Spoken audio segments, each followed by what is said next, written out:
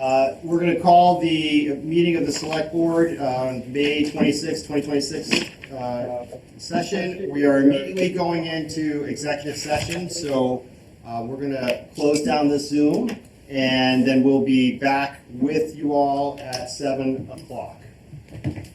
So we'll need to do the motion to go into executive session and Yes. roll call, and then we can close the Zoom. Okay, and it's a roll call, so yes. So do we have a motion to enter executive session? So moved. Is that a second? We actually have to, I'm sorry, we have to say what the purpose is. Sure. For the record. Okay, so we're going to enter executive session to consider changes to the non-union FY27 pay and classification plan as an open session may have a detrimental effect on the town's bargaining position.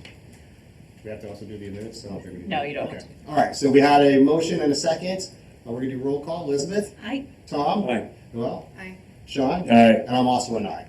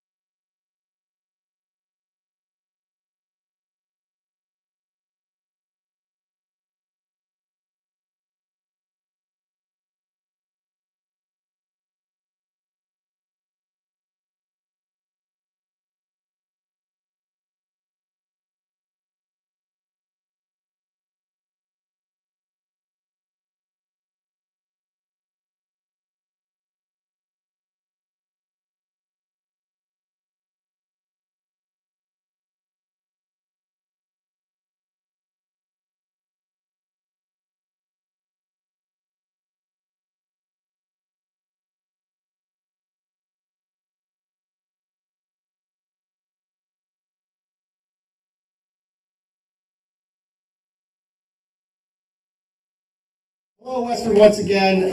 We're going to call our meeting of May 26, 2026 into order. Is everybody okay on your end? Okay, great. So our first item is our Pledge of Allegiance, led this evening by Tom. I pledge allegiance to the flag of the United States of America and to the republic for which it stands, one nation, under God, indivisible, with liberty and justice for all. Thank you, Tom. Okay, we have open forum, frequently asked questions and announcements, and we have quite a list of open forum items. Starting off with a congratulations to the Westford Academy Robotics team. I have this large page of accomplishments that I'm not going to read all the way through. I'm sure you all are familiar with it, but we're very pleased to have you here with us this evening. Some of the highlights of the season was that the team ended the regular season with a record of 14-1 and found themselves ranked in the top 20 teams in the world out of a pool of almost 8,000 teams. So they also, won at the Massachusetts State Championship. Is that correct? And they claimed the winning Alliance captain title for the state, which is amazing. And then they went to their first World Championships in Houston. The team faced off against a massive field of 336 elite teams organized into 6 distinct divisions. And apparently you were in the most difficult division, Ross Division, and you did a 10-match qualification gauntlet to finish as the second-ranked team in that division. So that is amazing.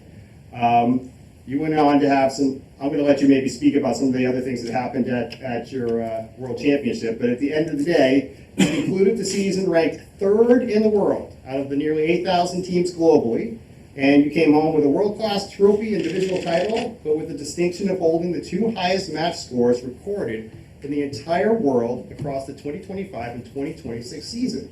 These are incredible accomplishments. I remember when the team came a few years ago and knocked my socks off, certainly, and you've now topped that team. So congratulations, you're doing such a great job.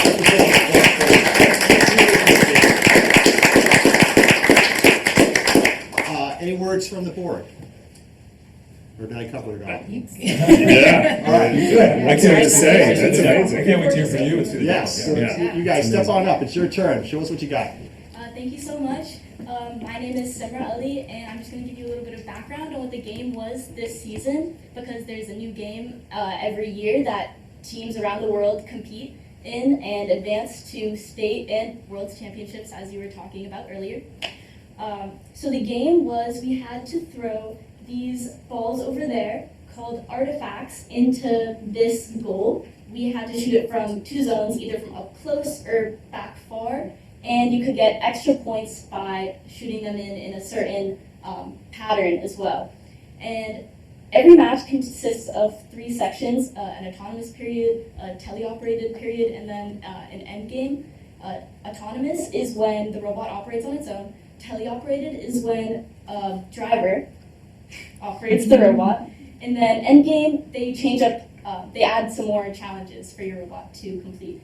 And today we're going to be showing you a bit of our teleoperated robot. Can't wait to see it. I know I had the opportunity to see a little video of the competition, and it's not like you're operating all by your lonesome. There's 3 other robots, I think, in play, right? So you're navigating around them, and right? Is that correct? Yeah, it's a alliance-style bracket-based competition. It's amazing. Omkar can tell you a little bit more about how Worlds went for us.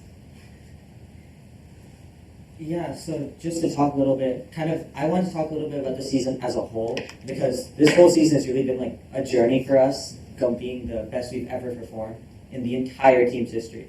So just to start with our qualifying level tournaments, we have 2 qualifying level events that are there so that we can qualify for our state championship. At our first one, we went undefeated, won the highest, most prestigious award of the Inspire Award, and we also, obviously, we won the event as we went undefeated. And so that was the first record that we got for our team, because our team has never won the distinction of winning Alliance captain, and that was our first time achieving that. Then at our second qualifying event, again, we went pretty much undefeated. It went really, really well for us, and we ended that event with the distinction of being 10th in the world ranked by our score overall. then after that was the state championship. We were really stressed about that because last year we had a good state championship, but it wasn't where we wanted to be. So this year we went into it, we prepared, we were ready, and we managed to come away with the first place title, and that was really special for us. And so then it was Worlds, as you all know, and that was really great. Worlds consists of 3 days. The first day is 5 matches, elimination, or qualifying types of matches. The next day is another 5 of those qualifying matches. At the end of that, all of the teams are ranked in seeds from 1st to 56th, and the first seed gets to pick an alliance partner to go into playoffs, and so on and so forth, through 8 alliances. So we were partnered with the current #1 team, which was Quantum Robotics, and with that alliance, we managed to go through the entirety of playoffs completely undefeated, and that is also where we managed to get our first and second place world records of 574 points and 531 points. You can kind of see the massive gap between those world records. So that was really amazing for us. And then after that, we won our division, and then we had the opportunity to play against all the other division winners, of which there were 6. And in that round-robin tournament, we managed to secure 3rd place in the world. Impressive. Amazing. Congrats. Thank you. And now Ayush is going to talk a little bit about the hardware behind our robot. All right, so there's a lot going on the robot, as you can see. So in order to do the game's objective of picking up the balls and scoring them into the goal, we went through a lot of robot designs. This is actually our 6th design. And so we have these spinning rollers in the front that intake the ball into the robot. And then once we've grabbed 3, we also have the shooter on the robot. Oh, yeah. We have this turret shooter on the robot that can look at the goal and then shoot the balls in. And so that's how we do our game. And in order to build all this, this doesn't just come from like kit parts and stuff. We actually custom designed this in what's called CAD softwares. And then we can manufacture them with CNC machines and metal cutting machines and 3D printers and stuff. Yeah, very impressive. And now Shogun is going to tell us a little bit about the software. Hello everybody, I'm Shagun. I was in the software team this year, and I would just like to say, like, all the custom parts Ayush was talking about, these were like, we got like all this money, like we thank our schools for this, and we thank all of the sponsors for like giving us the money to like go on these like amazing trips to Houston and to get this amazing robot. And a little bit about the software part, I would like to talk about the Limelight. The Limelight looks at the April tag, and by looking at the April tag, it can find out how far away it is from it and where it is on the field. And with that, it can calculate is like the exact velocity it needs to shoot the ball so it precisely goes into the goal. And this required a lot of math, a lot of trial and error, but we came along with it. All right. So do we get to see how it works? Absolutely. Sure. Yeah. Just okay. I'll turn the robot on. Yeah. The robot might just need a second to like get all connected to the driver station, which is kind of what allows us to control it remotely.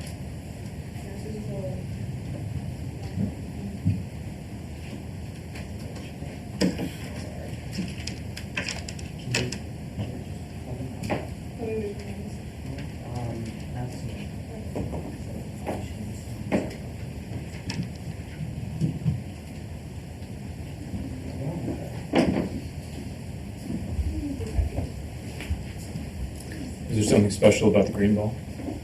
Yeah, so it's kind of a funny thing. So in this game, there's actually like a secondary objective where usually we have a ramp attached to this, and that ramp can hold up to 9 balls. And if you shoot them in a certain order, which is randomly decided at the start, like purple, purple, green, or purple, green, purple, then you get extra points. Mm-hmm. But we kind of realized that we could just shoot a lot faster if we didn't try to do that, so we kind of ignored that part of the game. Yeah. And there's usually more green balls. There's 2 Yeah. purple balls for every 1 green ball. So we just brought 1. Cool. How long does something like this take to design and create? So this was the 6th iteration. Yep. This was just started like the day after states. So this was built in like the month between states and world. So from like March 15th until like mid-April. Is when we were But our season started all the way back in September, and Right. over the course of those months, we designed and fully built and competed with 6 different robots. Iterations. Yeah. Wow. And how many are on the team? I know you're just a subset, right? So Yeah, there's 10 people. 10 people on the people? team. Amazing. And you all are what grades? Me, Ayush, Omkar are juniors, and I'm a sophomore. Oh, so we got a good core to Yeah. get the next team up and going. All right. Can you turn it on? Can you turn it on. on? this one. Can you turn it on? If you work in technology, you're 100% guaranteed that the demo always crashes. 100%. The robot knows you guys are Yeah. It's shy. That's a bit interesting. How does it communicate? Are you using Bluetooth or Wi-Fi? It's Wi-Fi. It's Wi-Fi. Okay. Yeah. So, here's the Wi-Fi, but it's a little.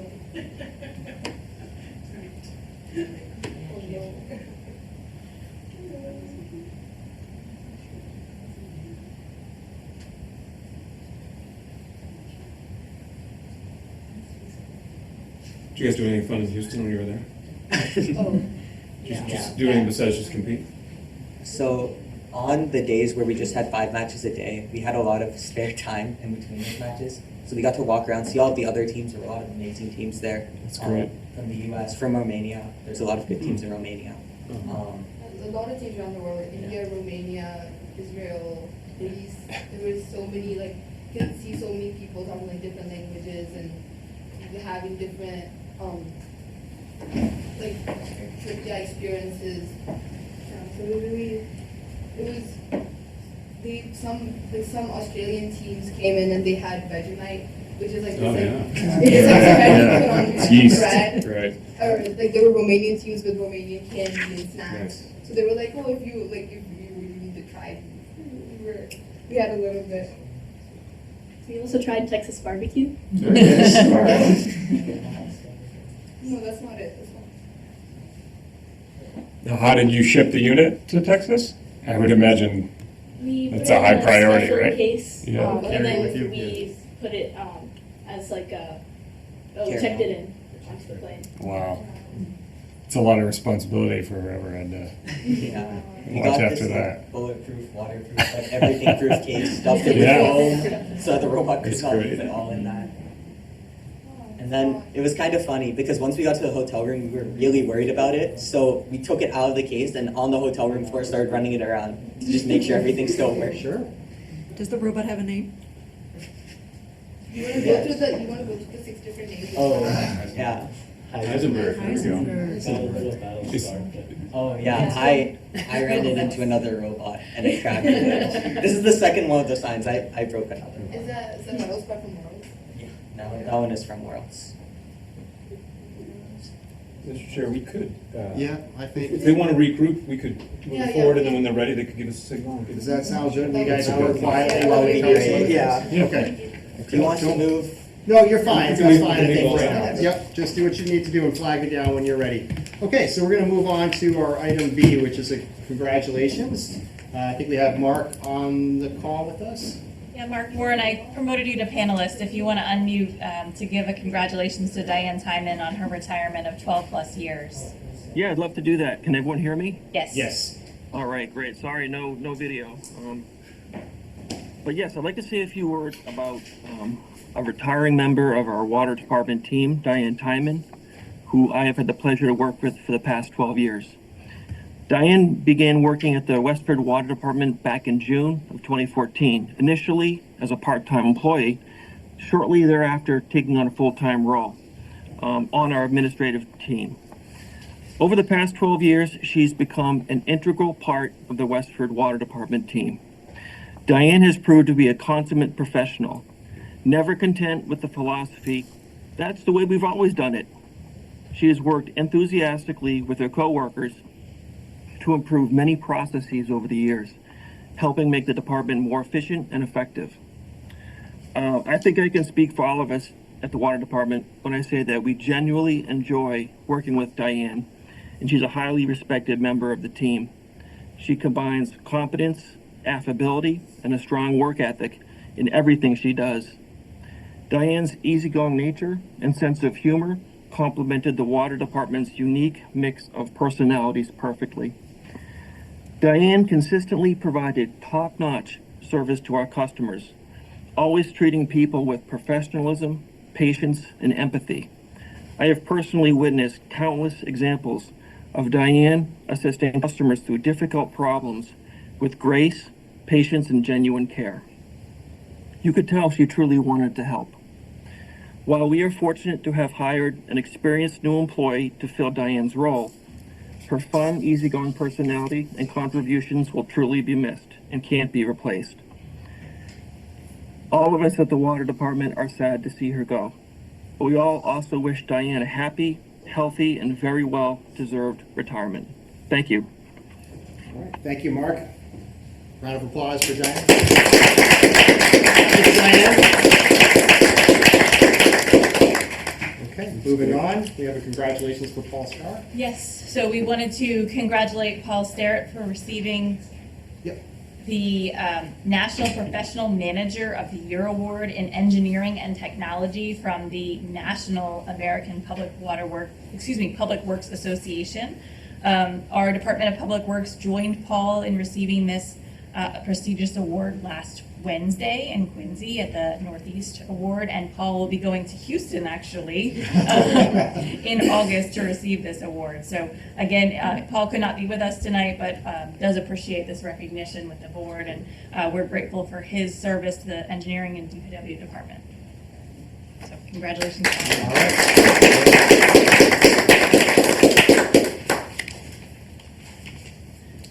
Next is congratulations to the Department of Public Works Engineering Division again for obtaining a number of Mass DOT grant awards. I wanted to recognize the Engineering Division this evening, and then once the paperwork comes through, the Select Board will sign those and accept those grants. So we received $894,750 for the Community Culvert Program Construction Grant for the North Main Street over Reed Brook Culvert Project. The funding will support construction improvements associated with the rehabilitation and replacement of that culvert crossing. We received $150,000 for the Municipal Small Bridge Program Design Grant for the Old Homestead Road over Baldwin Brook project. And this funding will support design and engineering work for the bridge improvements at the crossing. And then we received $195,000 for the Unpaved Roads Program Construction Grant at Flushing Pond Road to fund supporting the roadway improvements and stabilization work along Flushing Pond Road. So these grant awards will be used in lieu of our stormwater funds, so our stormwater accounts will not be depleted based upon these items. So congratulations to the engineering division and all the support related to these grants, and we appreciate the support of the town in applying for them. Absolutely. I know how much work is involved with putting forth all these grant applications, and it is just phenomenal when our team can deliver wins like this for the taxpayer and the community. So thank you all for the hard work. So, bit of bad news. Our robot managed to get to Houston and back, but didn't manage to make it to Town Hall. So they're going to try and get a replacement part and maybe demo a little bit later in the meeting, if that's okay, if we could fit them in. Is that all right with the board members? Sure. Okay, Yeah. great. Thank you for your flexibility in that matter. Why don't we move on to our 7:50? I had a couple One or things two to- more. Oh, that's right, I forgot you did. Sorry, no, go right ahead. Yep. I just wanted to say congratulations to the Cameron Senior Center. They won the coveted Rodin Bowl from our parade. And also, the Westford Academy equestrian team traveled to Mount Holyoke to compete in the national championship for the Athletic Equestrian League. Elizabeth Tripp won second place, and Erin Cassidy won eighth place. And Erin also received the Sportsmanship Award after her course gave her a challenging ride, but she was able to persevere with compassion. So congratulations to those two. And I also wanted to give a great big thank you to Colin and anyone that was involved in the Memorial Day service at the old fire station. It was supposed to be a bandstand, but rain brought us all inside. It was a day of mourning. It was kind of serendipitous. Elizabeth was there with me, and I want to say thank you to everybody that made that possible. It was a great memorial. Thank you for those updates. Be great to have the equestrian team here with their partners. Make that work at some future meeting. So that would be fantastic. Okay, do we have any for open forum this evening? Unfortunately, we'll take the members in the audience and then we'll get the members on. We have the can we move that mic? Yes, we can move the microphone. Mike moves the mic. There it is. All right, come on up, Wendy. Wendy Gloyd, 16 Pleasant Street. Just wanted to bring your attention to a bunch of things coming up in June. June's going to be a busy month.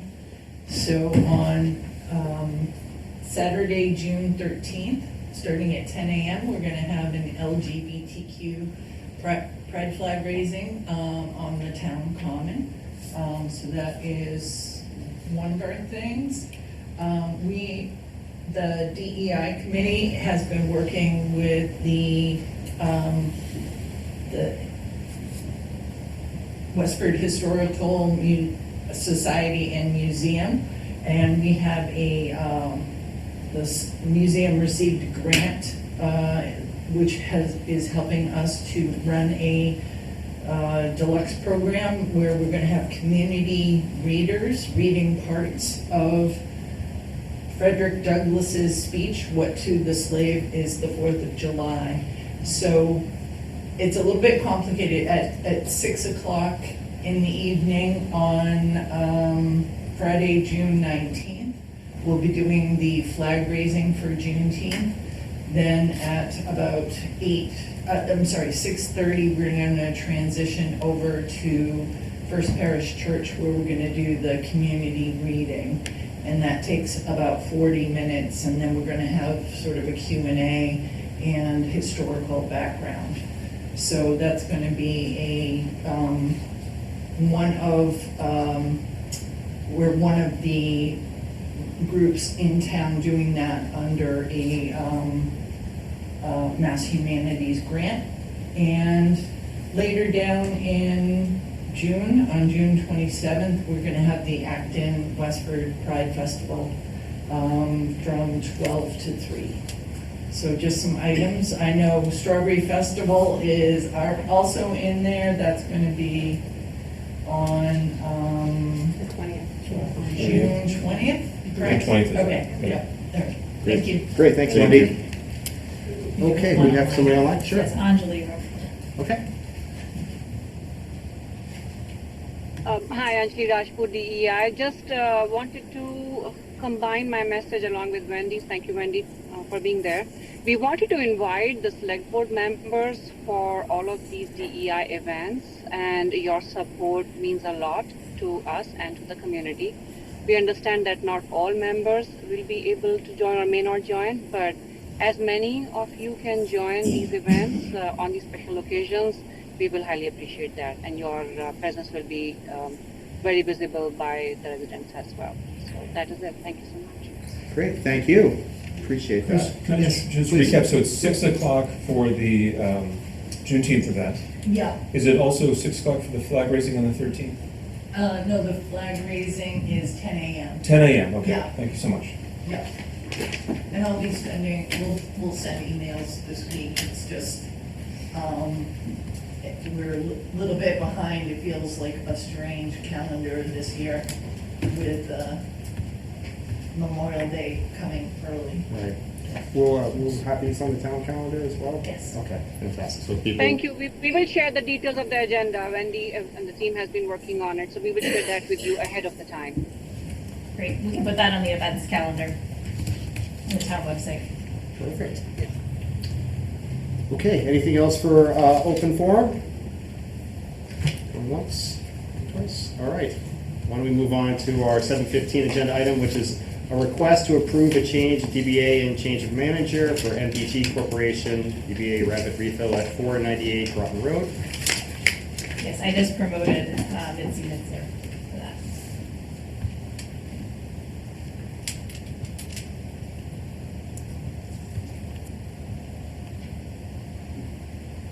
Mitzi, can you hear us?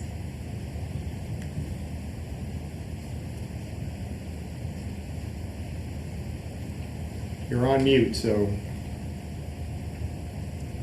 All right, can you hear me now? Yes. Yes. All right, there we go. Oh, we lose you? She's- Oh, no. I see her still there. Unmuted. Mitzi, are you there? Yep, can you hear me? Yes. Do you want to give an overview of the ask, please? I didn't, what was the ask? I'm sorry. So you're on the agenda to request a change of DBA and change of manager for MPG Corporation. Do you want Yes, to I am- formally present that to the board? Yes, I am the store manager of the Garage Family Market, and they're putting me on the license for the liquor. Okay. Is the request all in order? Yes, the town clerk's office has reviewed the request and the paperwork is in order. Any questions from members of the board? No. Any questions from the public? Nobody online? Raising hands? Actually, real quick, Yes. Kristen, any changes to the license, or is this the exact same thing? It's just It's a just transfer? the change of the DBA and change of the manager. Okay. No hours changes. Thank you. So we need a motion? So moved. Okay. Very good. Any discussion on the motion? Seeing none, I'll call for the vote. All those in favor, please say aye. Aye. Motion carries unanimously, passes unanimously, excuse me. All right, thank you, Misty. Thank you. All right, our next item is a request to approve a change of manager for the 10th Pole Incorporated, 400 Littleton Road. Here's Sherry with us.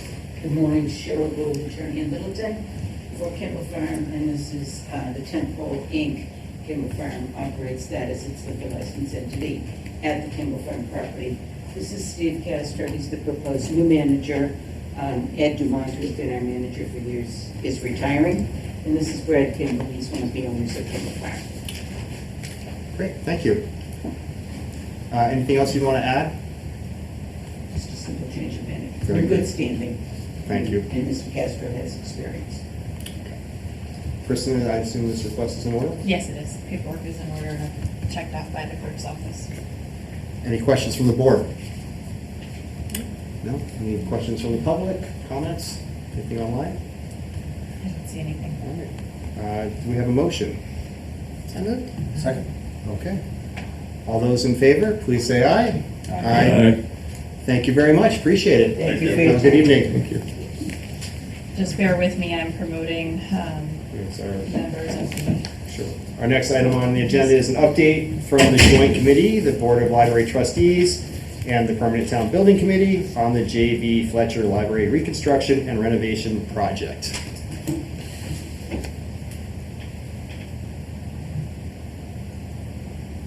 and I believe Scott Hazelton is going to chair this meeting. Let me just make sure everybody's in.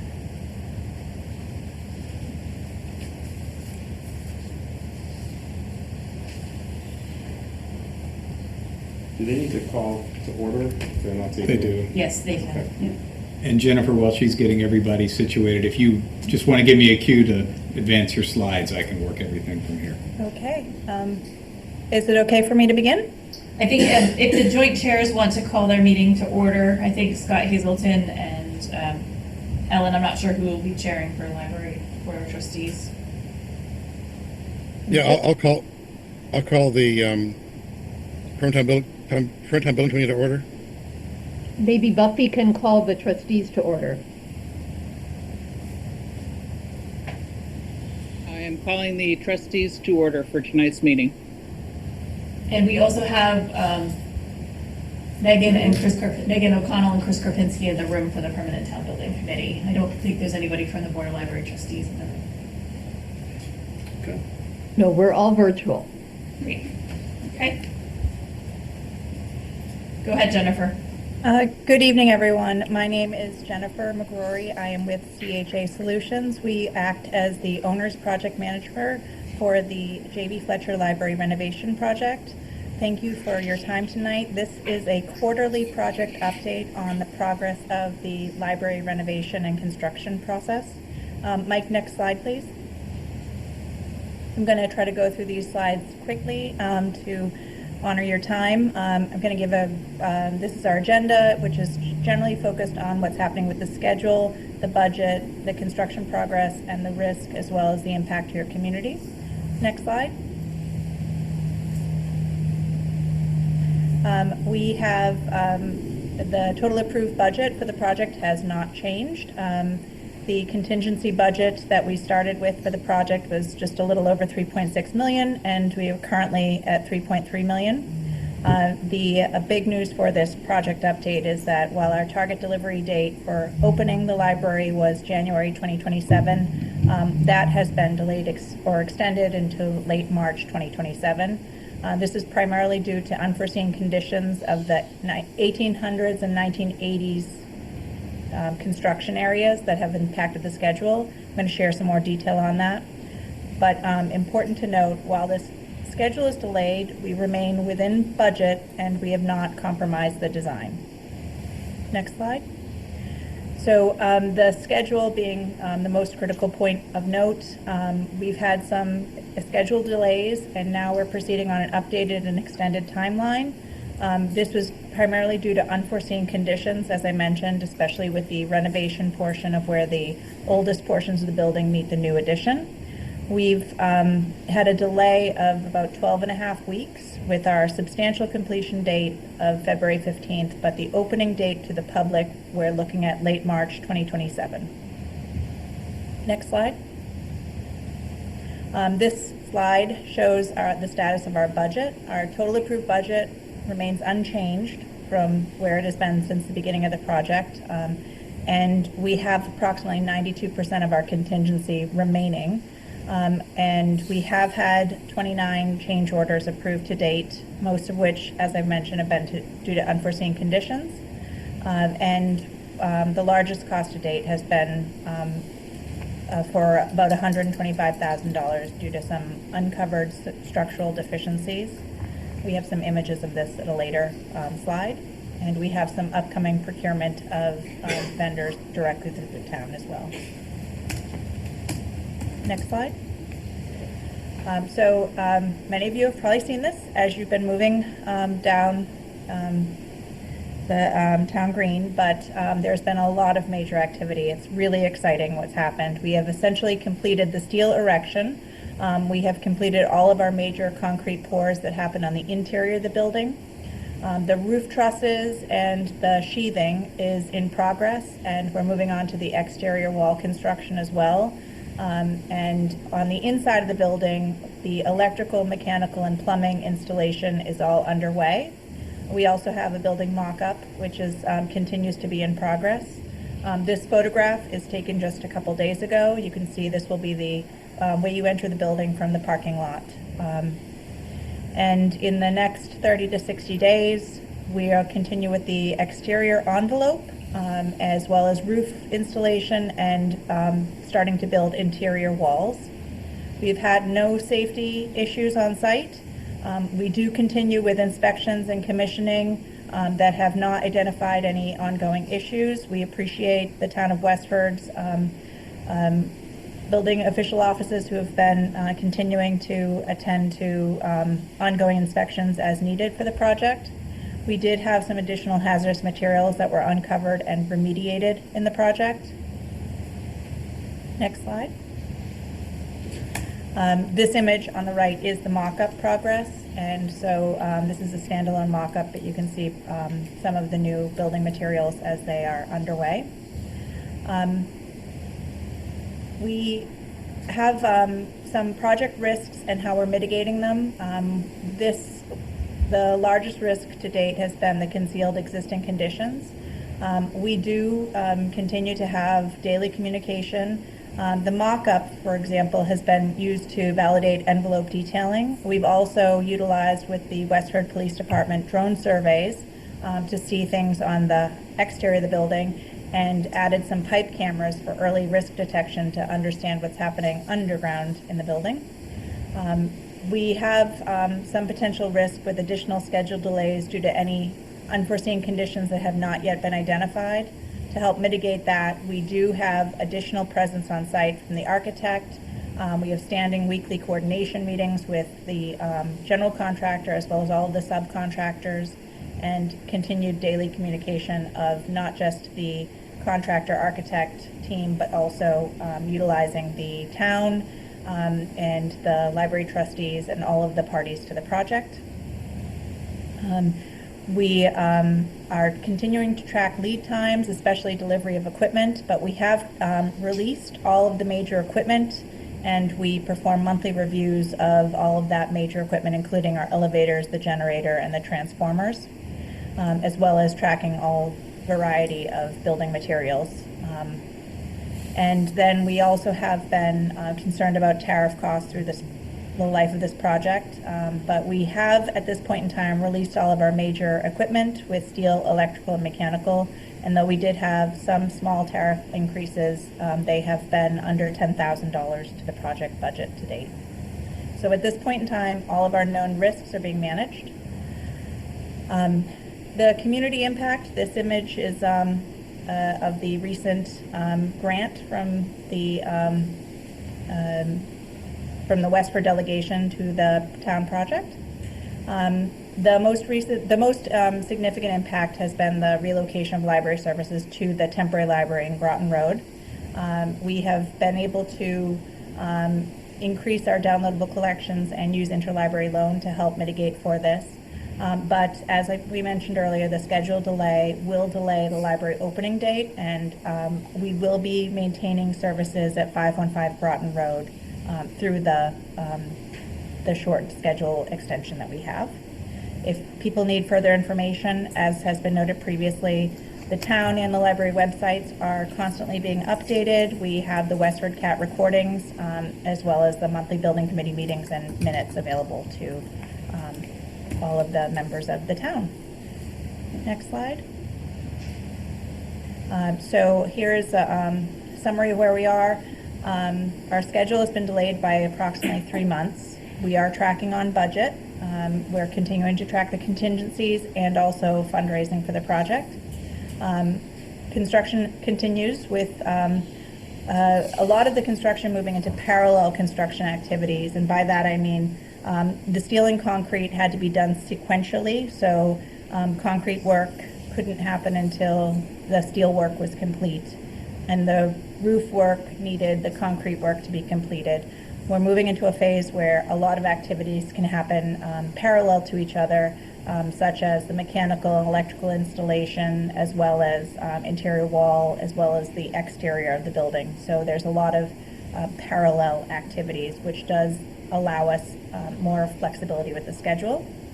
We continue to procure contracts directly through the town, as I mentioned, AV, etc. And we also continue with all of our Mass Board of Library Commissioners grant compliance. As you recall, there's approximately $8 million of the project that's funded through a MBLC grant.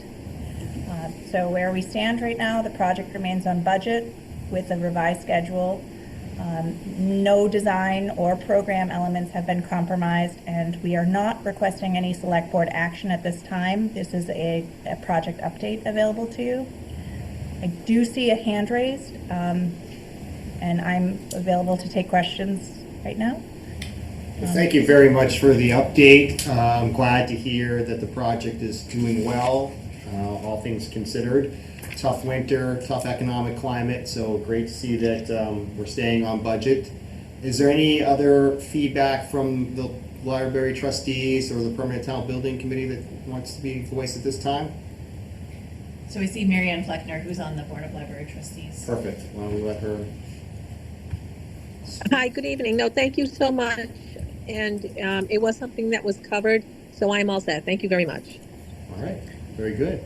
I see another hand from one of our Chromebooks. I don't know if that was... Yeah. Okay, so we'll turn to the board now. Any questions from the board? I have a few. Go right ahead, Elizabeth. Thank you very much for the updates. I was wondering if it's possible to characterize how much unexposed interior remains to be explored. Like how much has been explored that we discovered deficiencies in compared to what we haven't had eyes on yet. Thank you for that question. Actually, I don't know who was sharing the slides. There is an image that we could share of some of the unforeseen conditions, but we have exposed the majority of the building, but one area where we're still taking the building apart is the roof, because we are the oldest portion of the building, the roof. We have been leaving the roof on until we're ready to replace it, and so that wasn't a winter-based activity for us. So that is one area where we are beginning the demolition and exploration of it. But the majority of the other areas of the building, we have been able to fully explore that and demolish the relevant areas. In addition, the design team has been, the architecture team has been going through with the contractor to verify any outstanding dimensions for the project. So I think we are really getting to the very end of that. I'll open it up if Leah or any other project team members want to add anything to that. I think you covered it, Jennifer. Thank you. These are some images on the screen of some of the things that we have unfortunately discovered after demolition. And so these were concealed conditions behind primarily gypboard or other construction material. And these were structural issues that we needed to address. So this is another slide of some, you can see roof trusses that were missing, the bearing plates and so forth. So we've had to take on corrective action. And these are some other additional slides. I think that's the end of the images, Mike. Yeah. Yeah, most of the things. Thank you. The 1980s edition that were very scary once we pulled the plaster off, and very few things from the 1880s. Great, thank you. Elizabeth, do you mind if we take Sean and we'll come back to you? Nope. Sean? Yeah, it's related to the last one, Jennifer. Can you speak to it? I believe you said hazardous materials. Is that what you were referring to in that last slide? No, the last slide was actually images of the winter conditions that we encountered during the project, because we did have a pretty dramatically snowy winter, snowier than past ones. And we had some weather delays due to the snow. I should have asked more direct. Were there hazardous materials involved or issues that were uncovered? We have, prior to the construction, we did some hazardous test sampling on the building. There was hazardous materials that had been identified before the construction. And so those were baked into the project scope to do remediation of that. As we have performed additional demolition, if there was any material that's suspect, and our contractor as well as the design team are very well educated in what is suspect hazardous materials. When those have been identified, we have brought out the hygienist who has the ability as a third party to do testing. We have identified some additional material that was concealed from original testing, and we have added additional remediation as needed. And was that asbestos? There was some areas of asbestos that we were able to remediate. Okay. Tom? I just want to ask Scott, as chair of the Permanent Town Building Committee, which has the ability to stay close to this project and act on all our behalf, if there was anything that the Permanent Town Building Committee noted or any concerns that you identified with progress today. No, I think Jennifer has covered it pretty well. We meet monthly as a joint board of the trustees and the Town Building Committee with Jennifer, the architect, the contractor, the whole team. So we've been on top of the issues as they've arisen. And one of our members, Chris Karpinski, is there, I think, almost daily, talking to them as well. So we've got a pretty, plus we got Mike Edwards. So we got a lot of eyes on this from the town side. Thanks, Scott. Elizabeth, I think you had some additional questions? Two things, please. One is a request of whether it's possible for the updates to show the delta in the contingency from the last update, just going forward to see, what like that uncovered structural deficiencies generated for costs taken from the contingency versus what had already been spent the last go-round. And the last one, I was wondering, let me just get back to my notes here. In terms of schedule delays, are any of the costs that we're seeing there related to having to maintain a library off-site? Or is it only costs associated with the building construction itself? I can take that. Okay. So we are factoring in what our additional lease costs will be, what our additional insurance will be, what our additional builder's risk insurance will be, and any other costs. So we are packaging that together for the Permanent Town Building Committee and the Board of Library Trustees to factor in when working with the contractor. To Perhaps I could, Okay, go perhaps ahead, I could speak. Hi. So perhaps I could speak.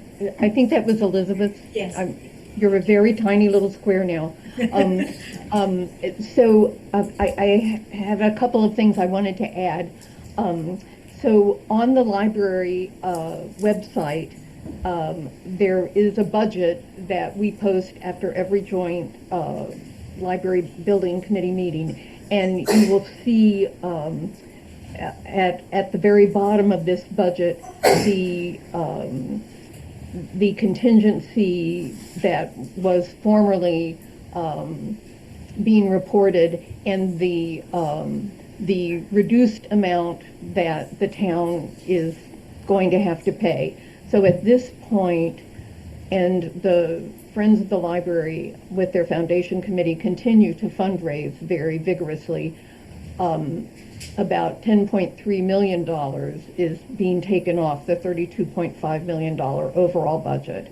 And I would add that doing a hazardous materials survey was a portion of one of the necessary items included in the Board of Library Commissioners Library Construction Project grant that I wrote and that was due in January of 2017. So materials from 1896 on, were identified to be mediated. And I would also add that there are going to be some savings with the extension. There will be some operational, ironically, and salary savings. And it also allows the Friends to continue fundraising longer and invest their raised funds for longer because they are helping pay for furnishings, which will be one of our very last bills. So it's not a completely negative calculation that we're working on now. Elizabeth, I'll just have Mike clarify some of the things that I had Ellen covered, stated. and this may speak to kind of finish off what your question was. Ellen covered a lot of it, but that 290-odd thousand number that we have for the contingency right now does not include additional costs associated with the lease. But like Ellen mentioned, we're going to have some offset with additional operating costs bringing the building back online versus what we have with the lease. We're still working through all of those costs, and we'll have a little bit more accurate number on what that looks like. But Great. Any other questions from the board? When do we think we'll get the next update from you folks? What would be an appropriate timeline to consider? We are what we've been moving forward with is a quarterly update so that we have the ability to present to you every 3 months or so on an update on our construction progress, our budget, and the schedule for the project, as well as if any additional items come.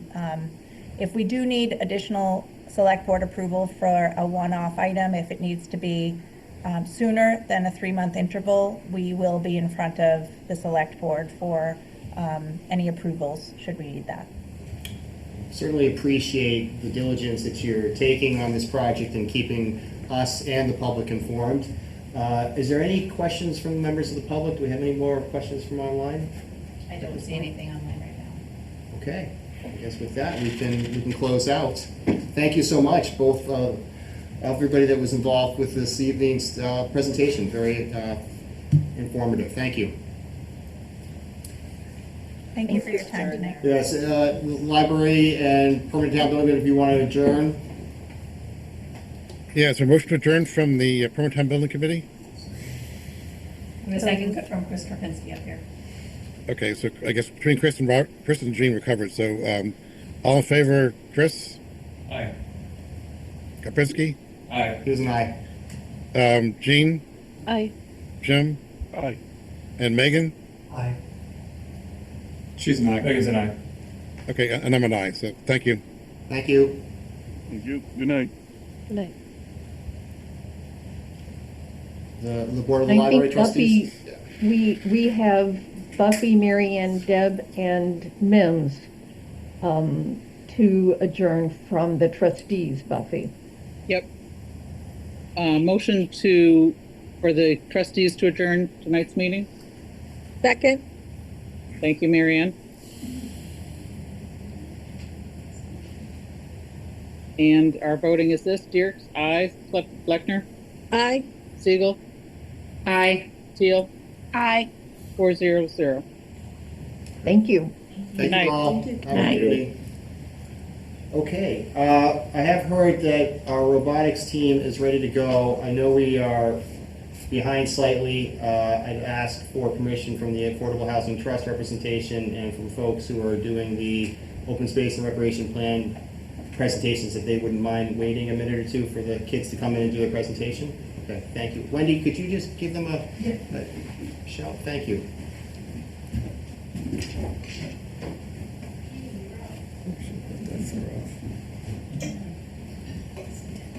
Yeah, 10 minutes.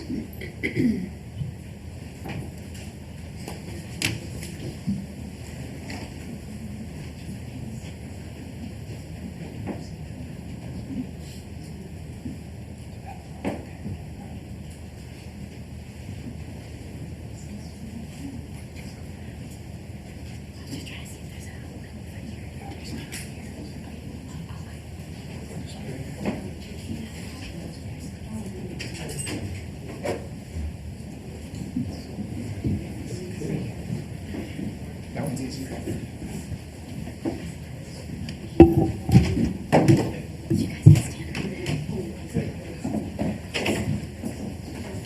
Where did you see? All right. I hope you have backups.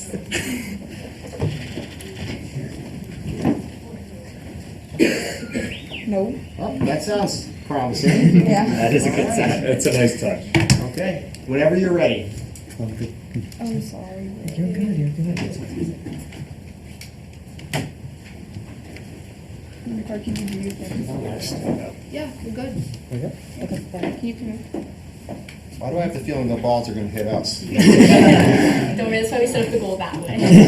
Smart. Well, this is me. Okay. It's all good, hopefully. Okay. Sam, you want to talk a little bit about what we're going to do? Oh yeah, so we're just gonna run a bit of teleoperated driving here to show you how our robot can pick up the balls and score them into the goal. Okay. And our camera uses vision to detect that April tag, and it can depend a bit on lighting. So if it misses, it's just the lighting. We would never actually miss. Usually this Okay, so then I need to click this, right? Yeah, I did. Okay, perfect. Now the still shot, just wait a little bit. Still. Okay, now shoot. Yay. And I'll push it double. You want to get those? Thank you, Sam. Not shoot. So this is a little bit of just how competition would go. We would drive around, get 3 balls, go back to the shooting zone, which is marked by that line, and then just kind of repeat that process. Okay.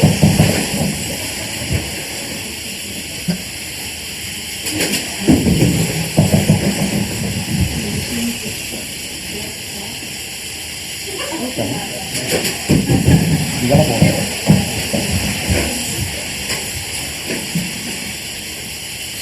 You need a little further? I think we can. I think the lighting's okay right now. Lighting is working. It's good. Oh, yeah. And so there you can kind of see like how it's automatically managing the velocity. Like I'm not changing any settings here. I'm just pushing the button. I'm just pressing a button. Everything is done automatically. Yeah. I just want to talk about the hood. I don't know.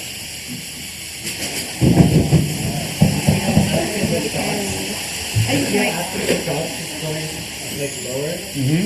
What we've basically done is we've made it so once it loses velocity, it compensates for the lost velocity by shooting higher. I'll adjust that. I know. Why don't we try 3 more shots? Aces. Button. All right. Button. Oh, Okay. All right, last one.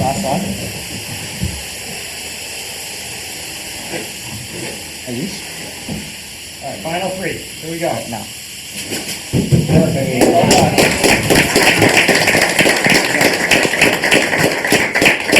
Guys, once again, completely impressed. I'll be super impressed when you can make this able to pick up your rooms, because I think there's a market for that, right? That's all I thought about when it was going around and around. So if I could pick up your, all their clothes and other debris I find.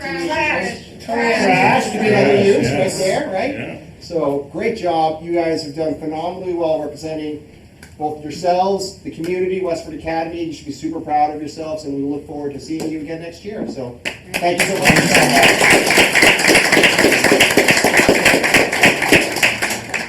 Thanks for having us. Thank you. Thank you for coming. I suppose we should also probably thank the coach. Yeah. No, you said that last year.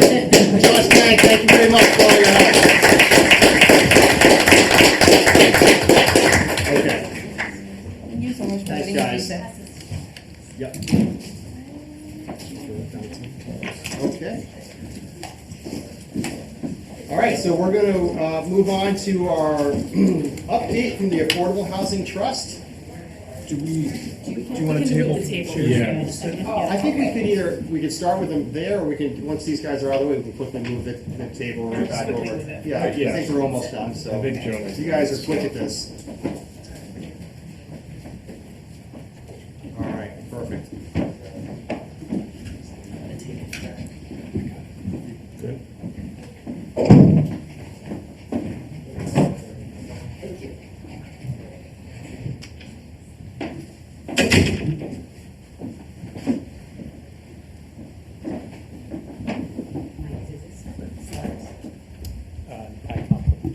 Okay, thank you. Okay, good evening, everyone. My name is Joni Croto, and I'm the chair of the Affordable Housing Trust. And thank you, I appreciate the opportunity to kind of tell you about some of the great things that the Affordable Housing Trust has been working on. The trust is comprised of 9 full members and 3 alternate members. Currently, all our seats are filled. 1 full member and 1 alternate member expire 30 June, and we did vote to recommend reappointment of those 2 members. We had no more new citizen activity forms, and the letter will be forwarded to the select board's consideration. Next slide, please. Big ongoing initiatives. First one I'm going to talk about is the Westford Rental Assistance Program, better known as WRAP. WRAP is administered by the Westford Housing Authority in concert with the town social worker, Allison Christopher, and the Council on Aging, Jennifer Claro's folks, with administrative assistance from the Land Use Management Department. WRAP provides a monthly assistance to income-restricted seniors, families facing hardship, and have a threat of losing housing. It's up to a 3-year program of rental assistance. Westford Housing Authority qualifies all of the applicants, and the program initially had only 5 families receiving assistance in any given period over the 3-year period. As one completes the 3-year period, a new one can come on. But in 2026, we were lucky enough to be able to increase the number to 8 families receiving assistance with the help of Westford Housing Authority and the Council on Aging. So as of May of this year, the program is full, and we do have one family on the waiting list. So been a highly successful program. And this is all funded by CPC funds. The next ongoing initiative that is really big for us is the Westford Emergency Rental Assistance Program. This, the Affordable Housing Trust actually developed this program in response to COVID, job loss, and hardships that people were facing. The program is to write rental arrears. So what was happening is families were losing their jobs, they were not able to pay their rent, they were accumulating arrears, and they were starting to face eviction. With this program, we are able to help them write the arrears. This program is also administered by the Westford Housing Authority. To be qualified for this program, the applicant must have first applied for the state RAFT program, which is Rental Assistance for Families in Transition. However, RAFT is an income restricted program. So if someone is outside of the 80% AMI, or they cannot receive RAFT assistance. So our Westford Rental Assistance Program does two things. It provides assistance over the RAFT maximum, because the RAFT maximum was not that high. It was only $7,500 when we first started this program, and that did not cover much or many months of arrears for anyone. So the WERAP program, Westford Emergency Rental Assistance Program, will cover more than the RAFT program for folks who are income eligible. And for those who are not income eligible and cannot receive RAFT funds from the state, if they're over the limits, we also can provide assistance in the form of payments to bring the applicant current and up into their rent, up to the program maximums. The thing that's important to know is that these funds are paid directly to the property manager or owner. It is not given to the applicant. So the applicant applies, if they've applied for RAFT and are qualified for RAFT and need more assistance, WERAP will provide it. If they are over the income limit, then WERAP will provide assistance to these families. And we have been able to help several families avoid eviction, which is really a big win for us. Next, other ongoing initiatives. We are continuing arrangements with Westford Housing Authority for the provision of affordable housing consultant services. As I said, they service and process applications for RAP, they process applications for WERAP, and they do provide us a lot of assistance, so we are working provisions for a consulting service for them. We also support MBTA Communities Overlay District. The Affordable Housing Trust has been working in concert with the Planning Board, which I'm also a member, to achieve the best affordable mix that the MBTA developers are willing to provide. So by the zoning bylaw, the MBTA developers must provide 10% affordable units at 80% AMI. In both of the two projects that we've seen so far, the developers have been willing to work with us and provide some units at lower than 80% AMI, which is a big win, getting some 50% units. Also provide some units at 100% AMI, which helps another whole group of people, even though they're not affordable and not on a subsidized housing inventory. It does help service a real need in Westford. Another thing we're working is the HPP, which is the Housing Production Plan, with a detailed housing needs assessment. We are supporting the update of that 5-year housing production plan and working with NEMCOG to develop goals and objectives for the Affordable Housing Trust that are specific to now, to this time. Some that we developed 5 years ago, we've achieved. Others, changes in economy have kind of morphed away from, so we will have a new set of goals and objectives for the Affordable Housing Trust. Further, the CPC allowed us to fund a detailed housing needs assessment as part of the HPP. And what we are looking for in this detailed housing needs assessment is what is the real need in Westford.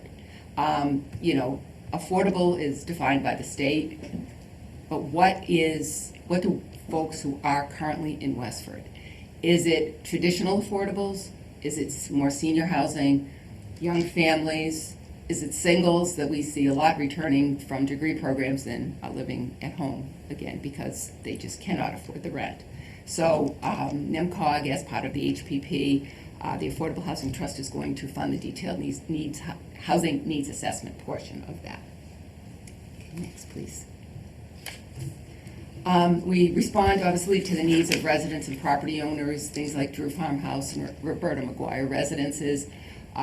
Drew Farmhouse, we were supportive of, that effort and tried to work with Ellen Hardy and, have heard a lot of the concerns that she experienced, and those are things that we're bringing up in this detailed housing needs assessment and in the housing production plan. Roberta McGuire residences most recently were bought by choice, and we supported that change of ownership. We vet and respond to developers' requests, of course, for funding from the Affordable Housing Trust. In the last few years, there have not been very many new housing developments that would have affordable units, so obviously there have not been many requests. The last two big projects that were supported by the Affordable Housing Trust were Roberta McGuire residences and the Helena Crocker Supportive Service residences. We are really excited about Town Farm Road, and should there be a need, obviously the trust will be willing to listen and hopefully be there to help. We're also working with Mass Housing Partnership. We were able to the town secured a grant for Mass Housing to work with us to develop a new mission statement and a list of goals and objectives that are more in line with where the Affordable Housing Trust is in today's economy. Of course, the Affordable Housing Trust, once this is complete, will need the Select Board support to amend our charge. Next, please. Our newest initiative is our Housing Development Fund. We were able to secure CPC funds to have this Housing Development Fund.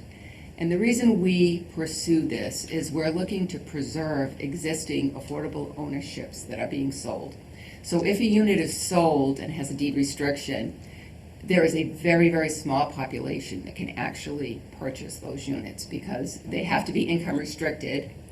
And the price obviously is set by the Executive Office of Housing, in the state. It's set based on when the person bought the house, what the inflation rates have been, et cetera, et cetera. But again, to find a qualified buyer, we have seen that it is very difficult for someone to have, because they can't have more than $75,000 in assets, but yet they have to be at 80% or less AMI, and at the same time they have to be able to afford a mortgage. So it's a very, very small population that can actually meet this. And we felt that if we could somehow assist, which other towns, we did some research, other towns are also doing, assist with some qualified individuals to be able to purchase by providing some down payment assistance, that would be a way to preserve affordables as opposed to them falling off the SHI and going to market rate. We would recoup that down payment when the unit is sold again by the new person. The other thing we're looking at doing is to develop a down payment assistance program for brand new affordables, affordable for sale units. We are expecting or hoping that there will be another MBTA community project at Tech Park East that would be for purchase condominiums, and hopefully they will have the same 10% affordable component, and we're hoping maybe with down payment assistance we can get those easily sold to affordables. And then possibly maybe even pick up one or two more affordables or deepen the level of affordability. Next, please. So, in conclusion, big challenges that we are facing and that we wrestle with. The biggest one is how to provide housing for town residents, employees, fire and police, teachers who are above the affordable limits that cannot afford the market rate rent. This is what we have heard from NEMCOG to be called the missing middle. This is a really big challenge, and it is something that we are really focusing on. It's been called workforce housing, it's been called missing middle. It has a series of names, but no solutions. So something we are definitely working on. And our other big challenge is, right now, our only source of funding has been CPC. And we're looking to try to find new sources of funding that would be unrestricted funding. Either in, any unrestricted funding we currently have is either past unrestricted funding or interest we've received from the CPC funds that we do have. So a big challenge, and we are hoping that maybe in this housing production plan and work with NIMCOG that we may find some hints or ways to possibly do some good fundraising. So any questions, comments? Thank you so much for the presentation and joining us this evening. Super informative.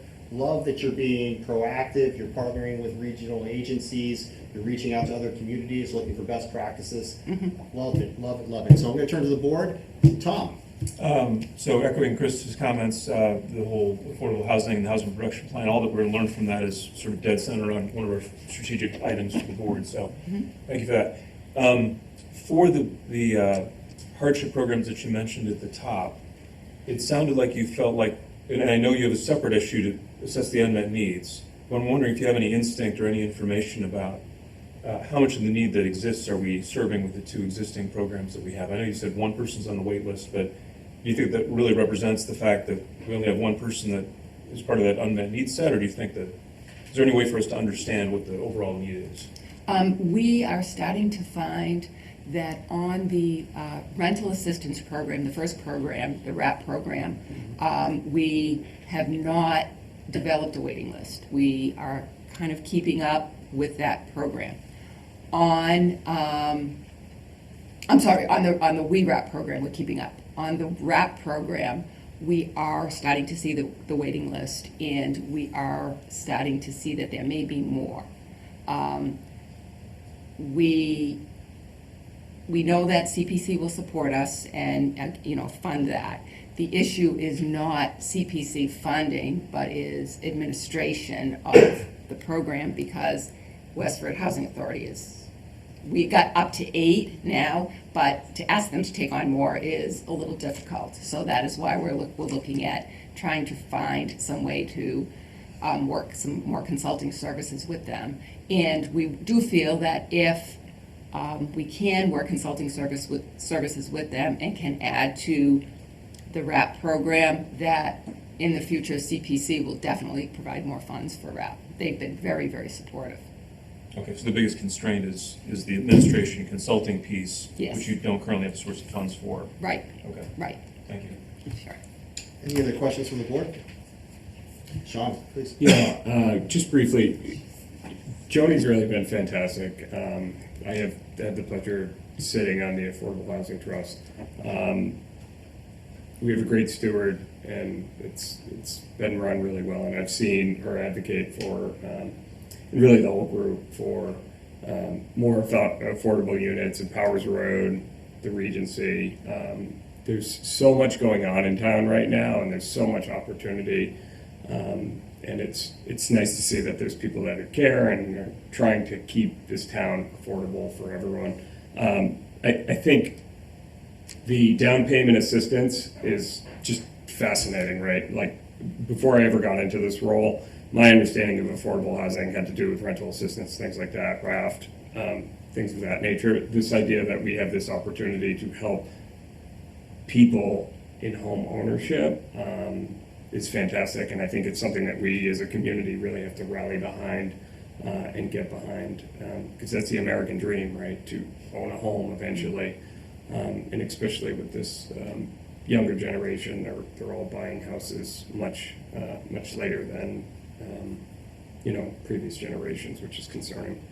So, and then lastly, I will point out, Joni has been one of our representatives to NIMCOG also, and she's been a great steward there. So it's great to have her on the Affordable Housing Trust and also on NIMCOG to advocate for Westford there. So thank you. Thank you. I had a question. What is the availability for just like state grants, federal grants for some of the work that you're doing?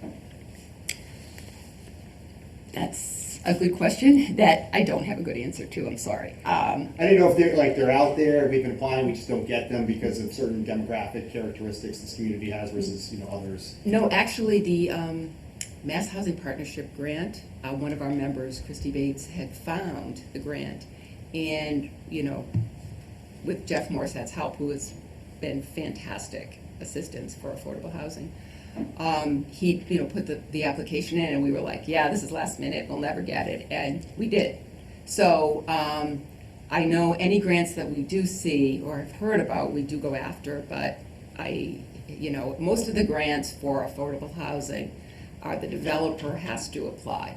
So, it's their project. They may need assistance from the Affordable Housing Trust, but they actually get the grants to construct the property. Thank you. Sure. Any other questions from the board? Do we have any questions online, Kristen? I don't see any right now. Any questions from the audience members? All right, you're good. Thank you so much. Thank you so again for much. coming. Appreciate it. My pleasure, thank you. It's really informative. Okay. We're on to our presentation from the Open Space and Recreation Plan Committee. This is for the draft Open Space Recreation Plan and request for a letter of support. Who do we have for that, Kristen? Yeah, I'm just promoting a few people. So at Salem, our conservation resource planner is online, and Mike Escola, I believe, will be giving the presentation. If you're online as an attendee and you're part of the presentation and I didn't promote you, please just raise your hand. Happy to do that as we're moving forward. Is there anyone in the audience on behalf of the Open Space and Recreation Plan? Okay. It should just be Mike Ashola. I'm sorry, Mike. Thank you. Yeah, no problem. Great. Go right ahead. Oh, sorry. Thank you for having me on the agenda. I was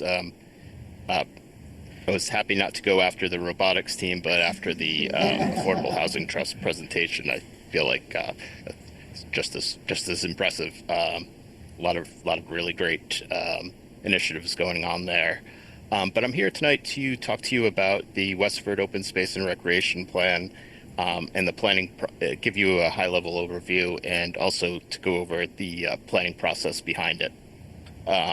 In addition, I would ask that the Select Board support the project with a letter of support and vote to approve at the end of the presentation.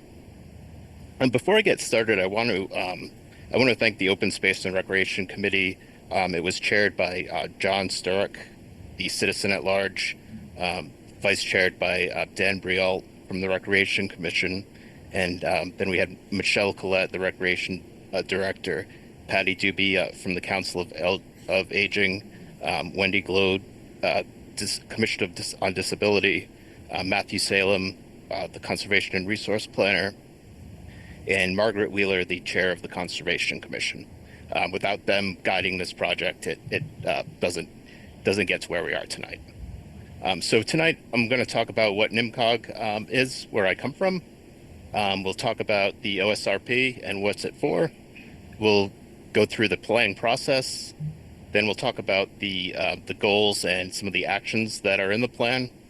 I'll take any questions from you, and then kind of talk about the next steps of the plan. Next slide. So NIMCOG is the regional planning agency. We were established in 1963. Our office is almost on the campus of UMass Lowell in Lowell. We have an 18-member policy board with representatives from all 9 municipalities in Greater Lowell, and our purpose is to increase municipal capacity, foster regional cooperation, coordination, and provide local and regional technical assistance to member communities, and that's what we're doing through this process. Next slide. So you might ask, what is an open space and recreation plan?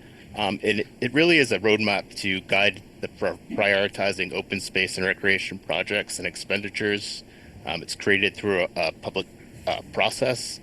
It's a requirement for any Massachusetts Division of Conservation grants, and it complements and reinforces other initiatives and other plans, and helps to, in this case, helps to help implement the open space section of the strategic plan. So why does it matter? It reflects the needs of the community. It helps maintain and enhance benefits of open space and recreational opportunities. It ensures equitable access to green space.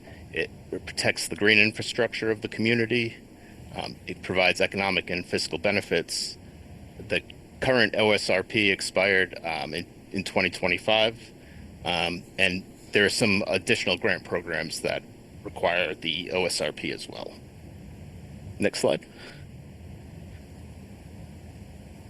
Okay, so the process, it started in May of 2025 and has gone on through today. What we do in the beginning, we gather the existing plans and try to take from them what we've learned in the past. We do community outreach to learn the new learning trends and what the community needs. And we also do a data analyst. We collect all new environmental data, and I kind of synthesize that and present it to the Open Space and Recreation Committee.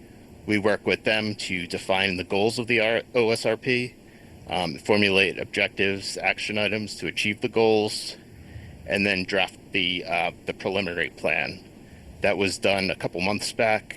It's gone through public review and had many comments, added and revised. So we amended that based on the public feedback, and we're presenting the complete final plan today. But the plan doesn't end here. Actually, it's kind of the beginning, because for the next 10 years, we'll be trying to implement that the action plan in the section on section 7 of the action plan. Next slide. So some of our outreach that we've done started with interviews of staff and other people within the town, DPW, Parks and Rec. We did an environmental outreach, environmental justice outreach activity with students in Westford Academy. We had a few very well-attended visioning sessions at the fire station, and we had a virtual public forum as well. And we had in media, we had a survey of the town to get public opinion. It was advertised in newsletters, and we worked with the Open Space Committee to refine the output. Next slide. So one of the main main points of the OSRP is to understand what lands that the town has, and try to review on a parcel by parcel level what the use is, if there's any potential for recreation or conservation, and that we can tell kind of the condition of the property. So we take all of that information, we create a database and a map to go along with it, and we try to link the spatial information with the database to see connectivity, any additional potential lands that could connect other conservation lands, and so that's presented in one of the sections of the plan. It gives you an outline of all the conservation and recreation lands in town. Next slide.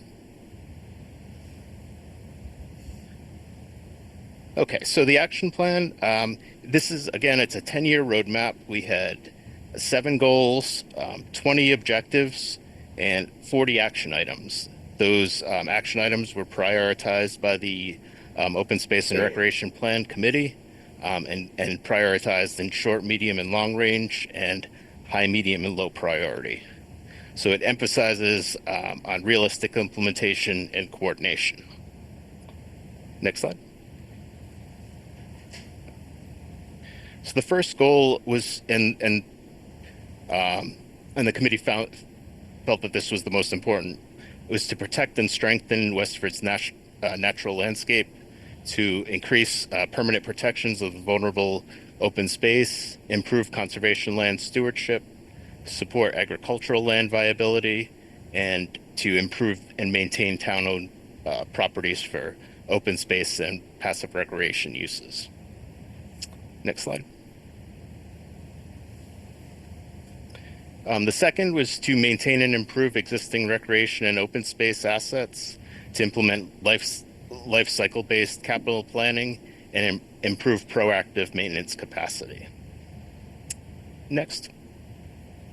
The third was to expand equitable access to recreation and open space, to try and reduce affordability barriers, improve physical accessibility, and address youth and middle school gaps that we found through our outreach.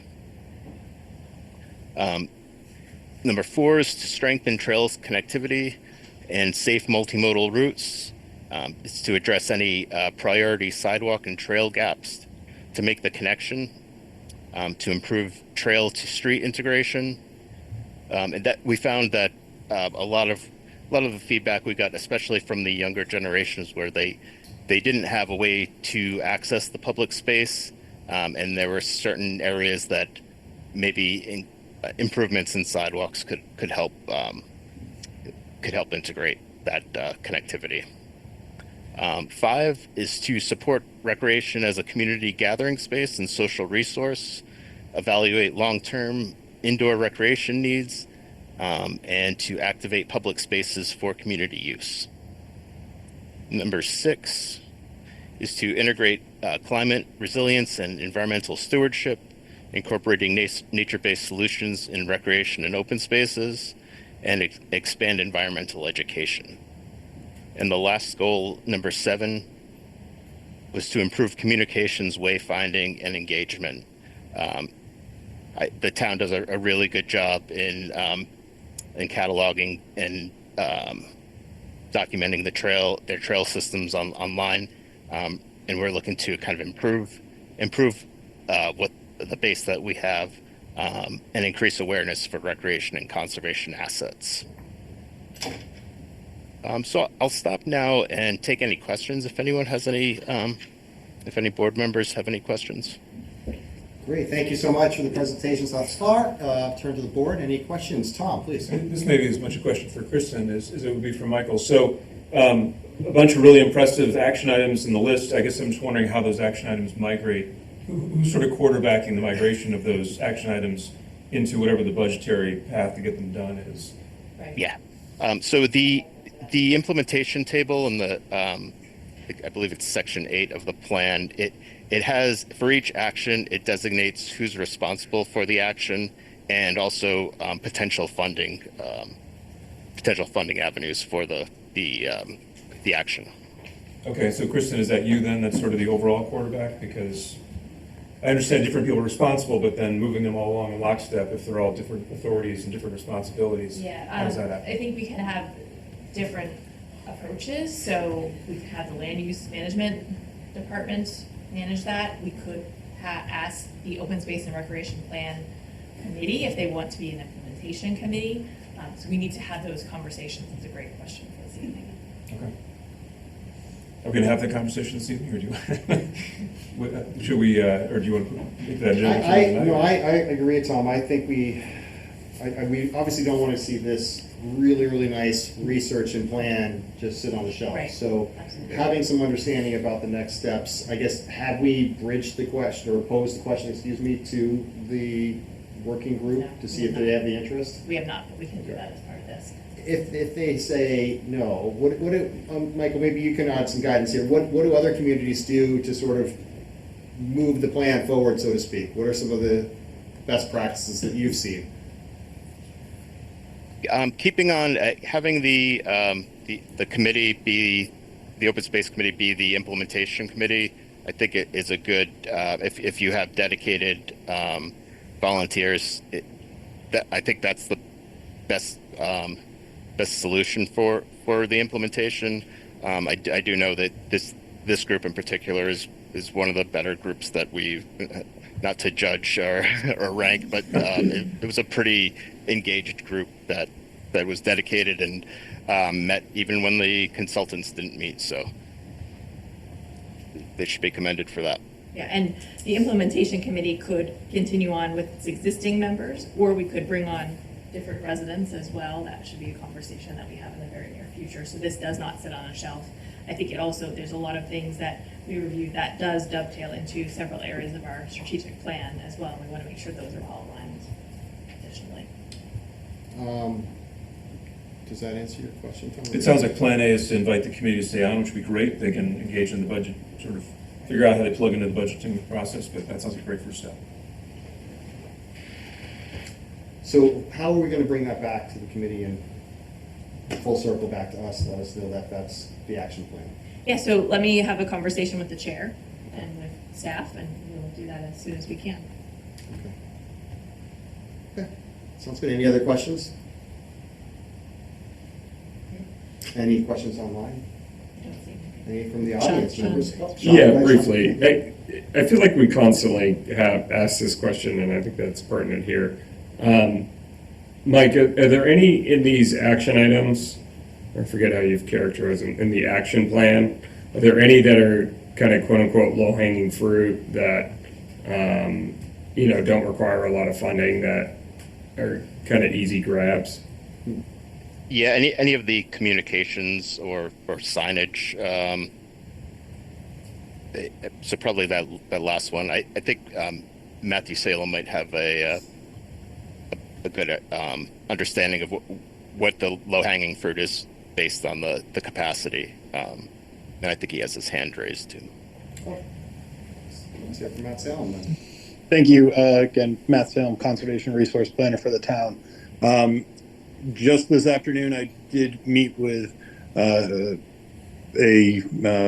of Mike's colleagues at NIMCOG, kind of to identify and kind of create a open space prioritization model so that when either parcels are made available either through the Chapter 61 process or they reach out to the Water Department or the Conservation Commission, for example, or the Select Board, that there's kind of a scoring system in place to say, well, this has proximity to vernal pool, is also adjacent to existing open space, also has trail connectivity to say a school or another destination. Right now, it's kind of when those situations occur with somebody's looking to to sell land to the town, it's kind of ad hoc, and there's not really kind of a quantitative assessment done. It's kind of just based upon whoever kind of happens to receive the inquiry, and so that's kind of one of those talk about low-hanging fruit, having a prioritization of are parcels good to acquire. Additionally, I know that NIMCOG has also been in contact with Michelle Collette, the Recreation Director, regarding kind of equitable access to the Recreation Department's programming. And I know that's something that, Dan Brault, who also is on the line, was a staunch advocate for during kind of our conversation, during the conversations in the development of the plan. So, I can certainly go back. I haven't committed the plan to memory yet, and say if there's other low-hanging fruit, which we could certainly tackle kind of quickly. But that was, again, to Mike's point, raised in kind of the prioritization of the goals and the implementation in kind of the action table. There were things that were like, oh, I think we could get this done pretty soon because, it's already half being done right now with another kind of project. I can certainly take a look at that and come up with a list. Great. I have a couple comments. So to that end, Matt, I do think for like item 4, the strengthen trails, connectivity, safe multimodal routes. Pedestrian Safety Committee obviously has the same goals in mind. They have a core Westford walkway plan that they would love to partner with any other groups on trying to see it become a reality. So there's maybe some opportunity there to move that item forward. And Michael, question for you. On goal 2, implement life cycle-based capital planning and maintenance capabilities. The town has been working very, very hard for a number of years to improve our capital planning process. Through your journey of talking to a lot of the staff and others in this community, how do you think we're doing in that regard, and can you offer us any areas for improvement? I feel like the Public Works Department has a pretty good grasp on the inventory of their assets. I know when we first kind of mentioned the program, type of initiative to Matthew Salem, he was quick to let us know all that the DPW has been doing with their asset management. So I think our suggestions kind of are going to fit right in with what they're already doing. Okay, thank you. Glad to hear that we're doing very well in that area then. Last question for me is, reading the presentation, I was impressed during the public input sessions by comments from our youth about access to recreational assets, the trail system, things of that nature. Anything that you would recommend with how we improve that? Do we need to work with the schools, for example, to try and continue to educate and build partnerships with that constituency to make them more knowledgeable about the resources that we have available, but also to hear what are some of the deficiencies that they're facing? Yeah, I would lean on the youth. We had 2 outreach events. One at the firehouse, which was at like 7 o'clock at night. There were about 100 students that turned up.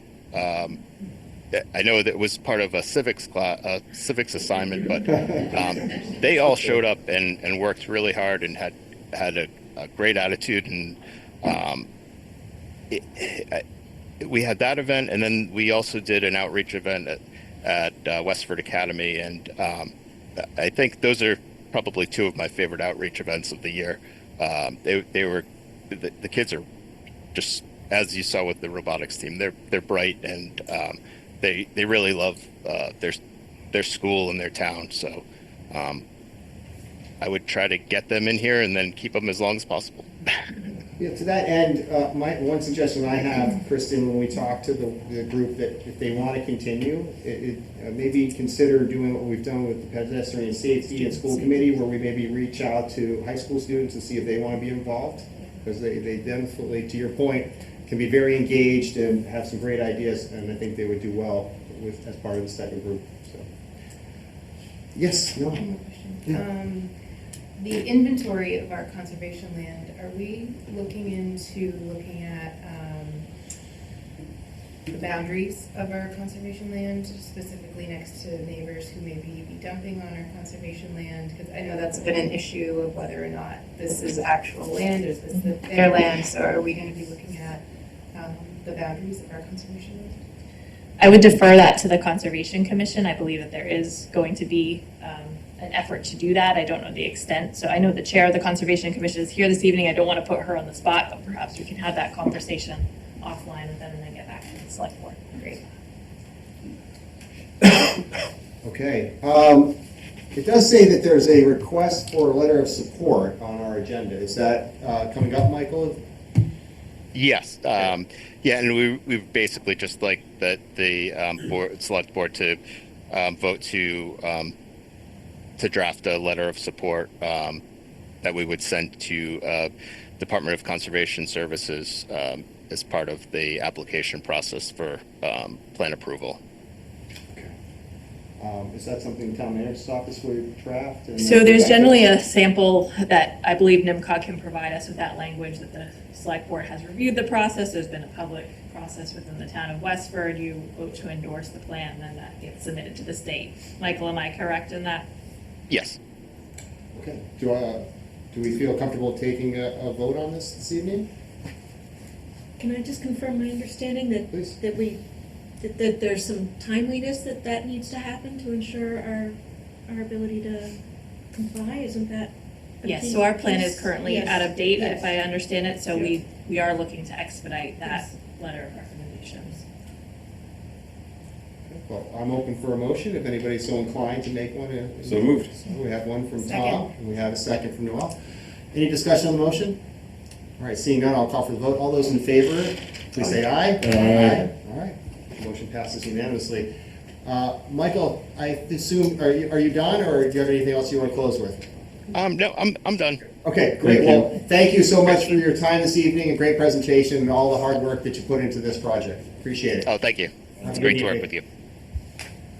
Okay, we're going to move on to our Stony Brook Conservation Area / East Boston Camps update. And I believe that's you or Mike. It is Mike, so I'll just preview, we've had a lot of conversations with the select board, there's been a lot of public feedback, a lot of concern about what may or may not be going on at Stony Brook Conservation Area and East Boston Camps. We've worked very diligently with the Conservation Commission and other stakeholders, including town staff and residents and interested parties, and we're proud to give you an update this evening on what has happened since we last discussed this in public, and then what will be envisioned to happen over the short term and then the longer term. So I'll turn that over to Mike for his presentation. Thank you, Kristen. So I'll try to be quick and get us back on our schedule, but this evening I just want to give you a general update of where we are, give you an overview of some of the public safety activities that have been happening on the property, give you an update on buildings and grounds, which is an area we've made some progress on, talk about next steps, and then we do have a recommendation that we would like to ask the board to make a decision on when we get to the end. So in terms of general updates, our office got really, as Kristen mentioned, heavily involved in this in late March, early April, and we put together a staff team to start looking at what the immediate issues were. It was very clear that we needed to really bring a few more departmental resources than just the one-man department of our conservation department into it. So we brought town manager's office, the PD, our animal control, and rec and facilities into that conversation, and really jump-started getting all of our contracts together for the caretaker, for the lease extension, as well as immediately bringing on board some additional police and animal control patrols to really address the concerns that we heard, but also gauge the scope of what the problem was out there. So since that time, we've gotten the caretaker contract executed, brought on a company that used to do it many years ago before COVID. They have done an outstanding job since they've been out there, really mobilized fast, and have been getting a lot of things done in a very, very short period of time. We also were able to do some walkthroughs with staff, kind of identify what we had as far as immediate building needs. One of the things that our DPW was able to assist with to address some of the improper uses out there were cleaning out the boathouse, getting all the boats off the property. We're going to surplus all of them. We don't need any of them for our own programming, other than one that we'll use for the caretaker to do maintenance around the lake. So all those are off-site right now and being prepared for auction. So we've also had, me personally, as well as some members of staff, have had meetings with a number of people from the public just to get some history, better understand what the issues are, what volunteers are willing to bring to the table to help us address some of the bigger issues. And I think probably most importantly, and under a fairly short period of time, executed the lease extension with Teamworks for both an additional amount of money, but also a capital contribution to let us do some improvements to the roadway and to the buildings that immediately need to be done. Since that time, we've also demolished 3 of the outbuildings that were out there. I'll show you a few pictures of those, and have started the solicitation process for some significant tree removals and some limbing that we need to do in the immediate camp areas, the roadway, and the parking areas, mostly items that were safety or threatening our buildings. So that's long overdue work that we're going to be trying to expedite very, very quickly. The other thing that's happened is we just went out on last week, advertised a new position that we've had in the budget for conservation for what we've called a ranger. We're calling it a public land steward activities coordinator right now so that we can work within our existing job descriptions. And that has been advertised. We've already started to get some applications in for that. I think there were 4 when I looked earlier today. So we will be moving very fast with trying to get that position on board. Kind of an overview of that position so you understand what it is. We're not looking for an enforcement type position. We are looking for an ambassador, and we're looking for really just a presence, somebody to educate people on the rules. We really felt it was important that we did not overstep into enforcement, and this person is a conduit to our enforcement activities. So they will basically be working with police, with animal control, and other bylaw enforcement to get those things done, but really have a presence out there was what we were shooting for. And next week we will be doing road work and doing the grading on that, and I do have a commitment from DPW with the additional funding we got from Teamworks to do that on a monthly basis moving forward. So I'll be able to keep that existing road in much better condition. So public safety. So this is, I did include in the packet the last 3 years of our site activity. And while we have had a number of calls or a number of concerns voiced, we haven't really had that much of a change in our activity out there. Most of the activity that we've seen has actually been, when we hear about issues out there, it's through Facebook, it's through people coming to meetings and speaking. We have had virtually no real change in complaints that have been received by either animal control or police. So you can look at those site activity reports and see year over year what is happening, but it's basically kind of the same as it's always been the last several years. That said, we have really stepped up our proactive patrols. So we've had more directed patrols out there. We've got officers out there on ATV doing mountain bike patrols and doing property checks, and you can look at those activity reports and see we're on pace to significantly increase what we did last year, but most of those are self-directed. They're not complaint-driven, very few citations, very few direct interactions and observations by the people that are out there, but we believe that presence is helping. So we will see that number of officers that are out there, number of times animal patrols out there, increasing significantly this summer over last year. So here's just a real quick summary of what's happened out there over the last several years. Like I said, we've had very, very few actual citations issued, very few issues that are encountered other than kind of what we get from complaints after the fact. We have had probably the number one issue that we've had a lot of complaints on has been leash law issues, dogs running around. Again, this year so far, we haven't had any of those actual calls received by animal control other than a few reports after the fact. So a lot of the disturbance calls you'll see documented in those site activity reports are suspicious person, suspicious activity, and they don't actually result in any kind of enforceable activity out there. So animal control, I've had animal control at least 4 days a week out there doing regular patrols through the areas that they can access. I can't have them away from their vehicles for long periods of time, but they are going and visiting the site.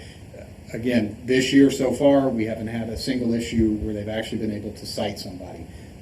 But we have had complaints over the years.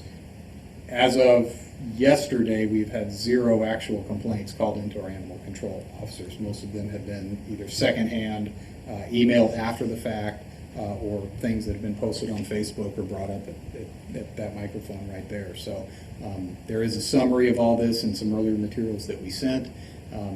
But in a lot of cases when we are out there, when there is an issue, and this is looking back historically, very rarely do we actually have something that is enforceable and citable that happens on site. So you can look at the rest of the information, get a little bit more information, but back to that public land steward position, again, we're looking to get a presence out there, and we're looking to get somebody simply to observe things, educate people when they come in the entrance, spend some time in that kind of main part of the camp towards the front in the beach area and the main drive and parking area. And if there's issues, don't confront, call our police. So if you know anybody who's interested, please have them scan there and apply for it. We'd love to get a really good crop of applications for that, but we're going to be expediting getting that position hired on board. They will have by law enforcement ability. Our hope is that they don't exercise that much and instead defer that to animal control or to police. So just a couple of pictures of some of the stuff we've taken down. Those are befores. Those are afters, so it looks a lot better now. Like I said, the caretaker has really done a good job of getting out there very, very quickly. We had a very hard winter. We've had a lot of pipe issues out there. We had those incidences of vandalism. That was priority, getting everything set back up and ready for our camps to open up. And that's kind of where we're at right now, is moving fast as we can with the tree work. We did have a tree crew out there today removing some areas immediately impacting the camp that's happening tomorrow. But they will be out there hopefully over the next several weeks doing some additional tree work. We've got camps opening. The one-day camp for the 5th grade day camp will start tomorrow. We've got our own rec camps opening on the 29th, and Teamworks will be moving in on the 12th with their camp starting on the 22nd. So this next piece, the interdepartmental agreement on responsibility. So this kind of comes to that question that has been talked about in the Conservation Commission meetings over care and custody. At this time, we are not recommending any changes to care and custody simply because we don't think that's going to be an effective way to really manage the property, to kind of move the whole thing out of conservation and look at some other arrangement.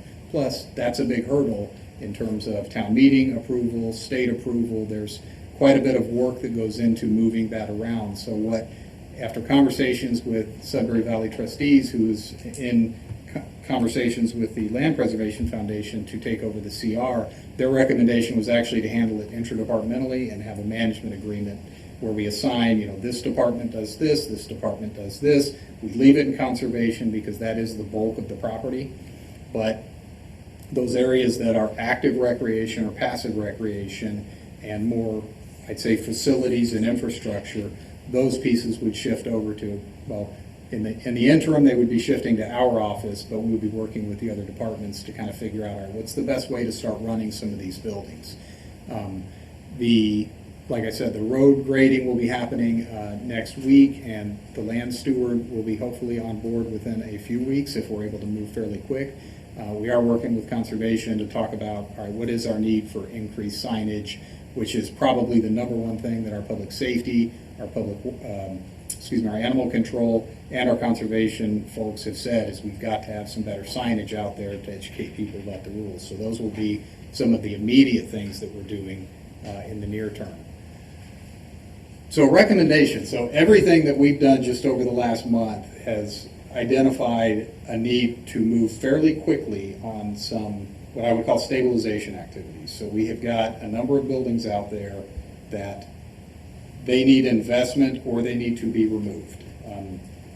We are at a point where I don't think we can make another winter and let a lot of those buildings sit in their current condition and expect that we are still going to have a viable camp operation that can be leased and provide revenue for that property. So my focus really immediately is what do we have to do to get those buildings stabilized, take down what we know needs to come down, and all this kind of comes into the conversation over, does our master plan and the goals that we have established in that master plan, is that still what the town should be doing? So what we're recommending is that we get a small working group together, appointed by the town manager, simply so that we can move quickly on this with a very, very short charge, which is essentially identify what is it going to take to stabilize the structures that are out there, and what kind of a immediate investment do we need to be targeting for a potential ask in the fall for funding for this through CPC. The other piece that we would be looking at is, should we be revisioning or rethinking any of those goals? And that will directly impact what our level of investment needs to be. So essentially, we need to put together a group to get together very, very quickly and decide what needs to happen in the next 3 months, and then what is the bigger public process that needs to happen outside of that. So that is the ask that we have from the select board right now, is to authorize the town manager to form a working group. We've already talked with several of the different folks that are out there involved, but we think it's appropriate to have the Conservation Commission involved in this, to have the Permanent Town Building Committee involved in this, have the Parks and Rec Committee involved, and a couple of residents, and then quite a bit of staff, so that we can simply get this thing moving forward and start shaping what the bigger public process needs to look like in the future. So, in short, that's pretty much what we've got for an update on EBC. Great, thanks, Mike. Appreciate that presentation. Any questions from the board? Sean? Yeah, Mike, hopefully I'm not hallucinating this. I feel like at one point there was a discussion about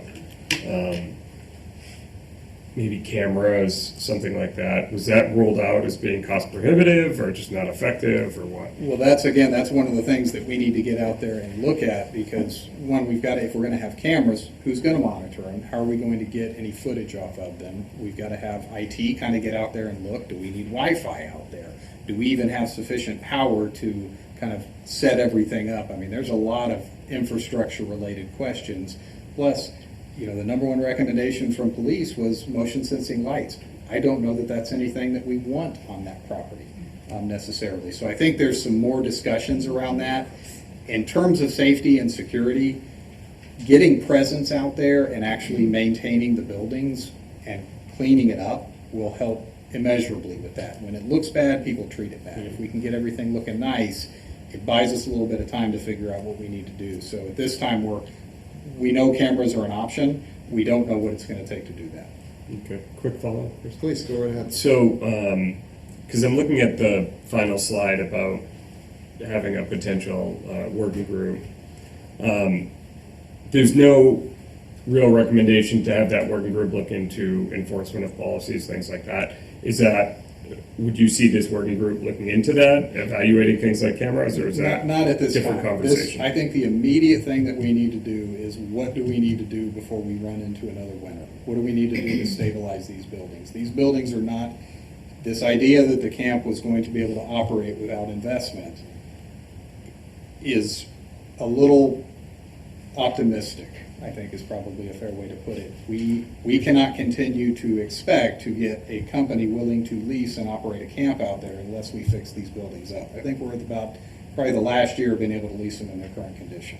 So this group really needs to say, all right, that needs a roof, that needs a roof, that needs to come down. And then I think more importantly, they need to get an idea of, okay, what does a bigger process look like to have those bigger discussions over what is the vision for the property? What do we want to do with the camp? We know there's certain things we have to do, like take down the old girls' camp. We know that there's probably a handful of cabins that are beyond repair, but I need a larger group to kind of come in with me and say, all right, we can't do anything with that building. It just needs to come off the rolls.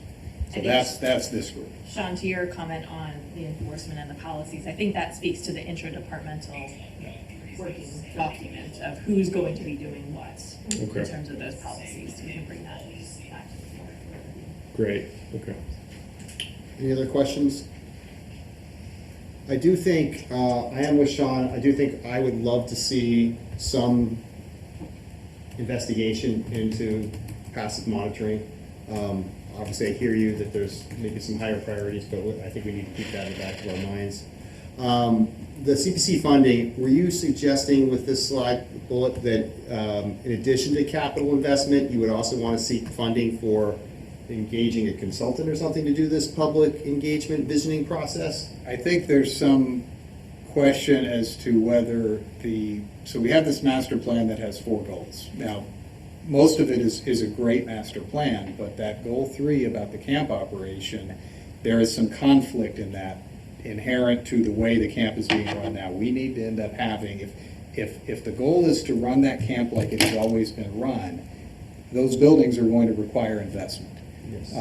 If those, that's a point for the town really to kind of step back and say, what do we want this camp to be? Do we want it to be run like it's always been run? Do we want it to be something slightly different? Do we want it to be something slightly more? I get that. One of my questions is are you going to request a consultant to do that work, or do you think that this working group? I think this working group needs to determine whether or not there is a need to get a consultant on board and really think through, all right, what is the long-term vision with the public process of this? And I really do think there is limited capacity, both, even with our volunteers and our staff, to go through that visioning process and revisit that and do anything without a consultant's assistance. Any other questions from the board? Any questions online? Questions or comments from members of the audience? Please come right ahead.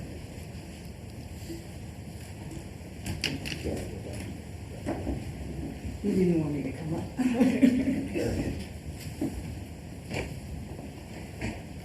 Hi, I'm Andrea Parent-Sweet. I'm president of the Westford Land Preservation Foundation. So I have a couple of questions and I'm looking for a couple of clarifications.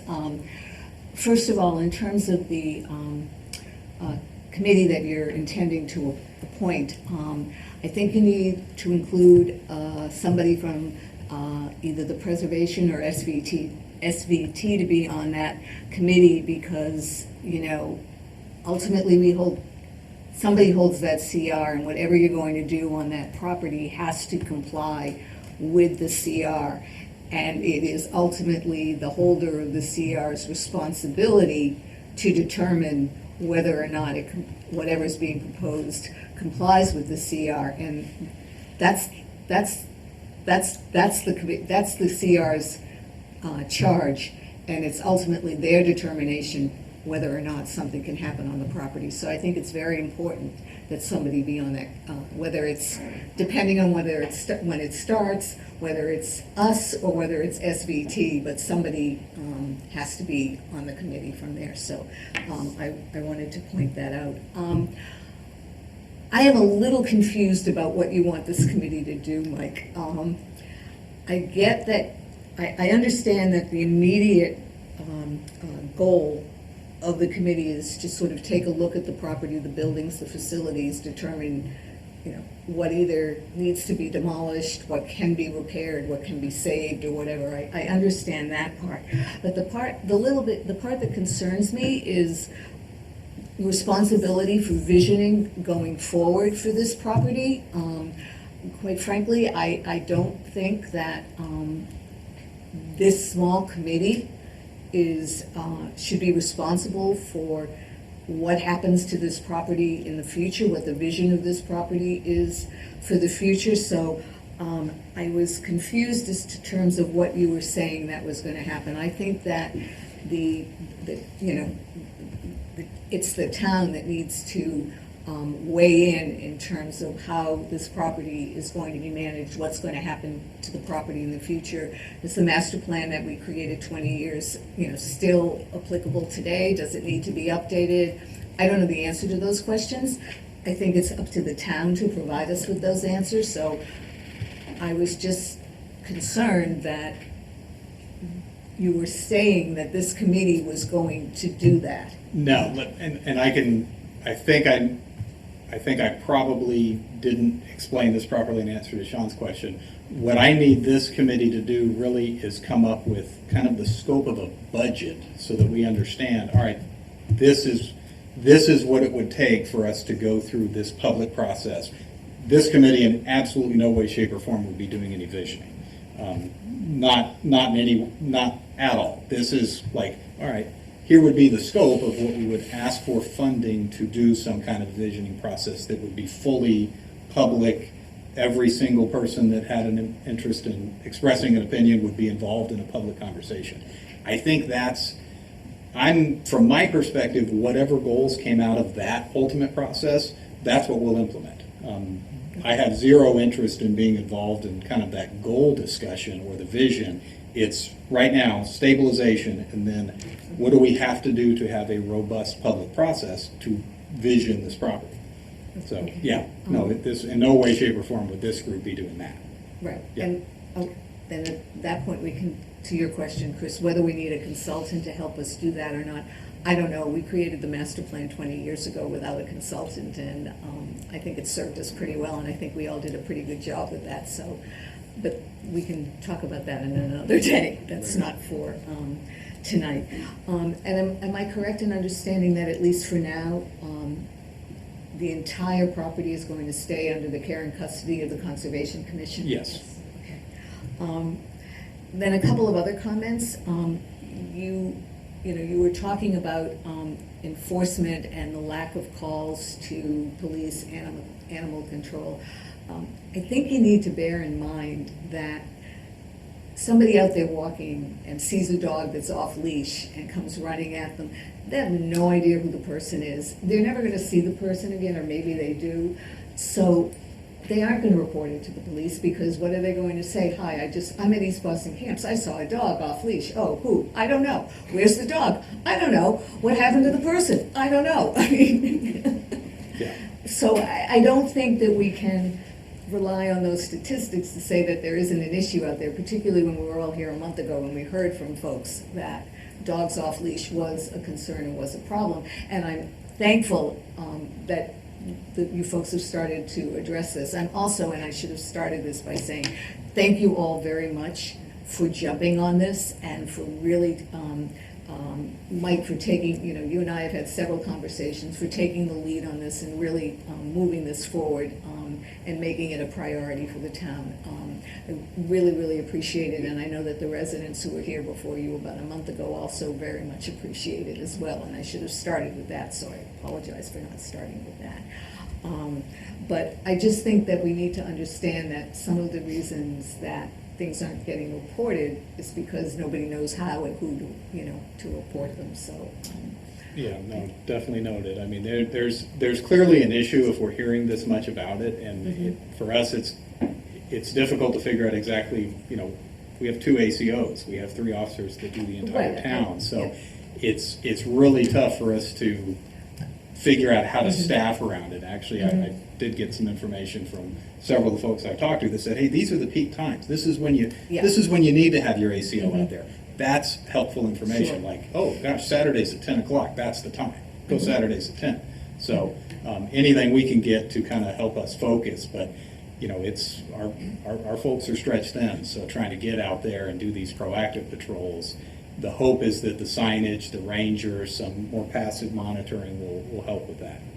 Very much appreciated. And I'll just say one last thing, which is that I think light motion detectors aren't going to work. Every deer that crosses by, you're going to have the lights going on. We got a long list from police of all the things we could do. I think a lot of them aren't going to work on that. The lights will be on all night up there. Anyway, thank you again, I appreciate it. Thank you.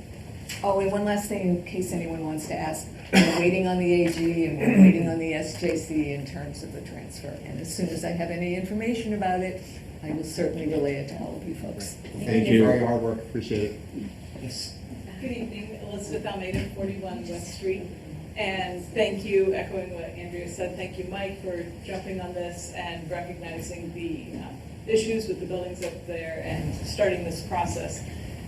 2 comments. In the last presentation about open space, it jumped out at me a comment about youth in the community, and I have heard of a group of youth who would want to run a haunted house in the girls' camp up there, which could be a fundraiser for something, so. Cool. Not a chance. Anyway, creative use of that space. So if we don't get it down, there may be something going on up there in October. But my real question here was also about what Andrea mentioned in terms of that enforcement and reporting, because I agree, you're out there, a dog jumps up on you, you're not going to pick up the phone and call the police. I mean, most of us know the police are busy, or ACO are not going to come out for that. And so I'm wondering how we make that, how we encourage residents to report, because if that police report is our single point of truth for whether or not we have a problem there, I don't think that's matching residents' experience. And I've heard from people who just don't go there because it's, they're uncomfortable with the dogs or, other issues. I've been there on a Sunday morning and there's music that you can hear across the entire property, which doesn't feel like an appropriate use of that space. But is there an easier way, and I don't have an answer on this, but is there an easier way that we can invite residents to give us their feedback while we're out there? I'm sitting here wondering if it's some QR codes around the property, report what, if you have a concern, report it here. Like if it's something that's not police worthy, but yet is a concern about how the property is being used.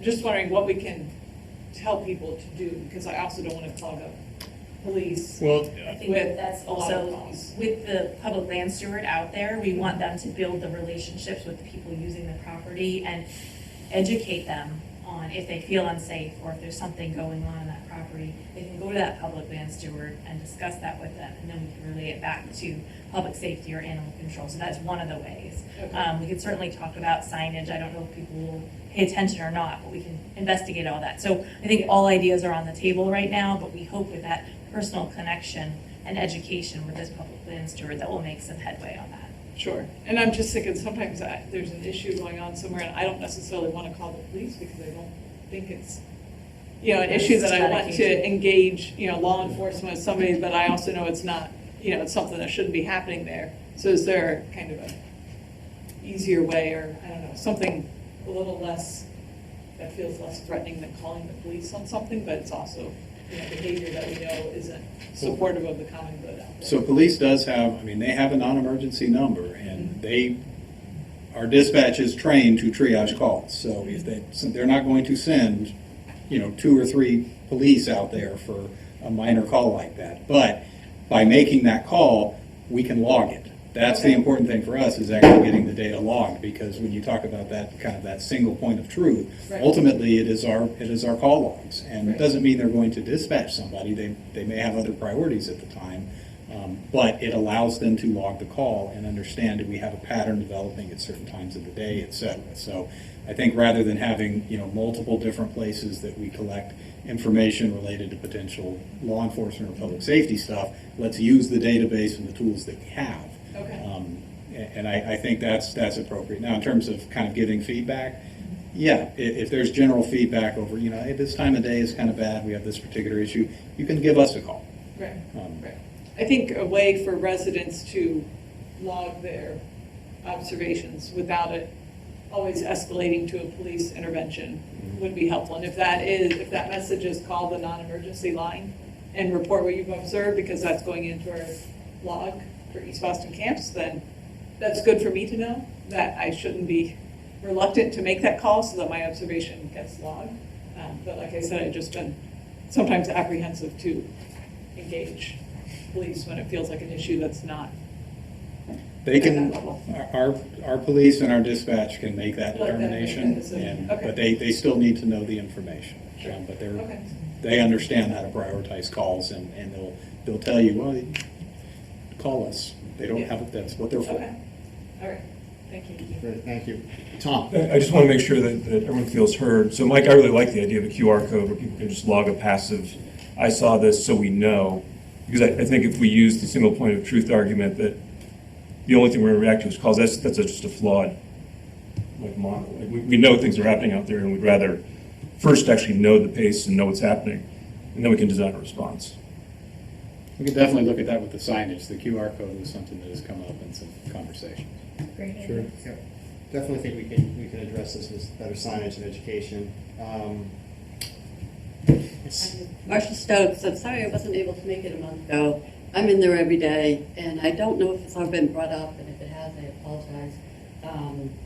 I do walk dog in there, and when their poison ivy is now, I pick up people's food bags in a big bag, and I can pick up 10, 15, whatever.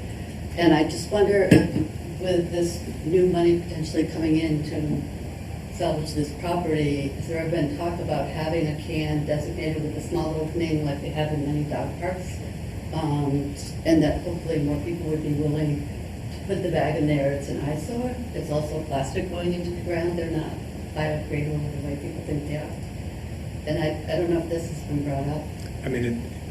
I think every time we have conversations over, and this comes up with a lot of our park and conservation properties, but we do have a carry-in, carry-out ordinance. The reason that we have that is really because there's limited capacity for us to service those. Now, I think that is something that we need to look at and say, all right, if this is what we want to do, this is what it costs. Now, how are we going to get the funding I know for it's it? considered, I don't know, hazardous waste or something. I did call around to different towns at one point, and I called one of the trust services, and I think it is more expensive. And I know back in the time George Fletcher had a big trash can, but then people started dumping and that went away. But I just, even if it were a 3-month trial, to see if people would actually just don't want to put it in their car, would be willing to put it, you know, in the main parking lot for whatever the cost is.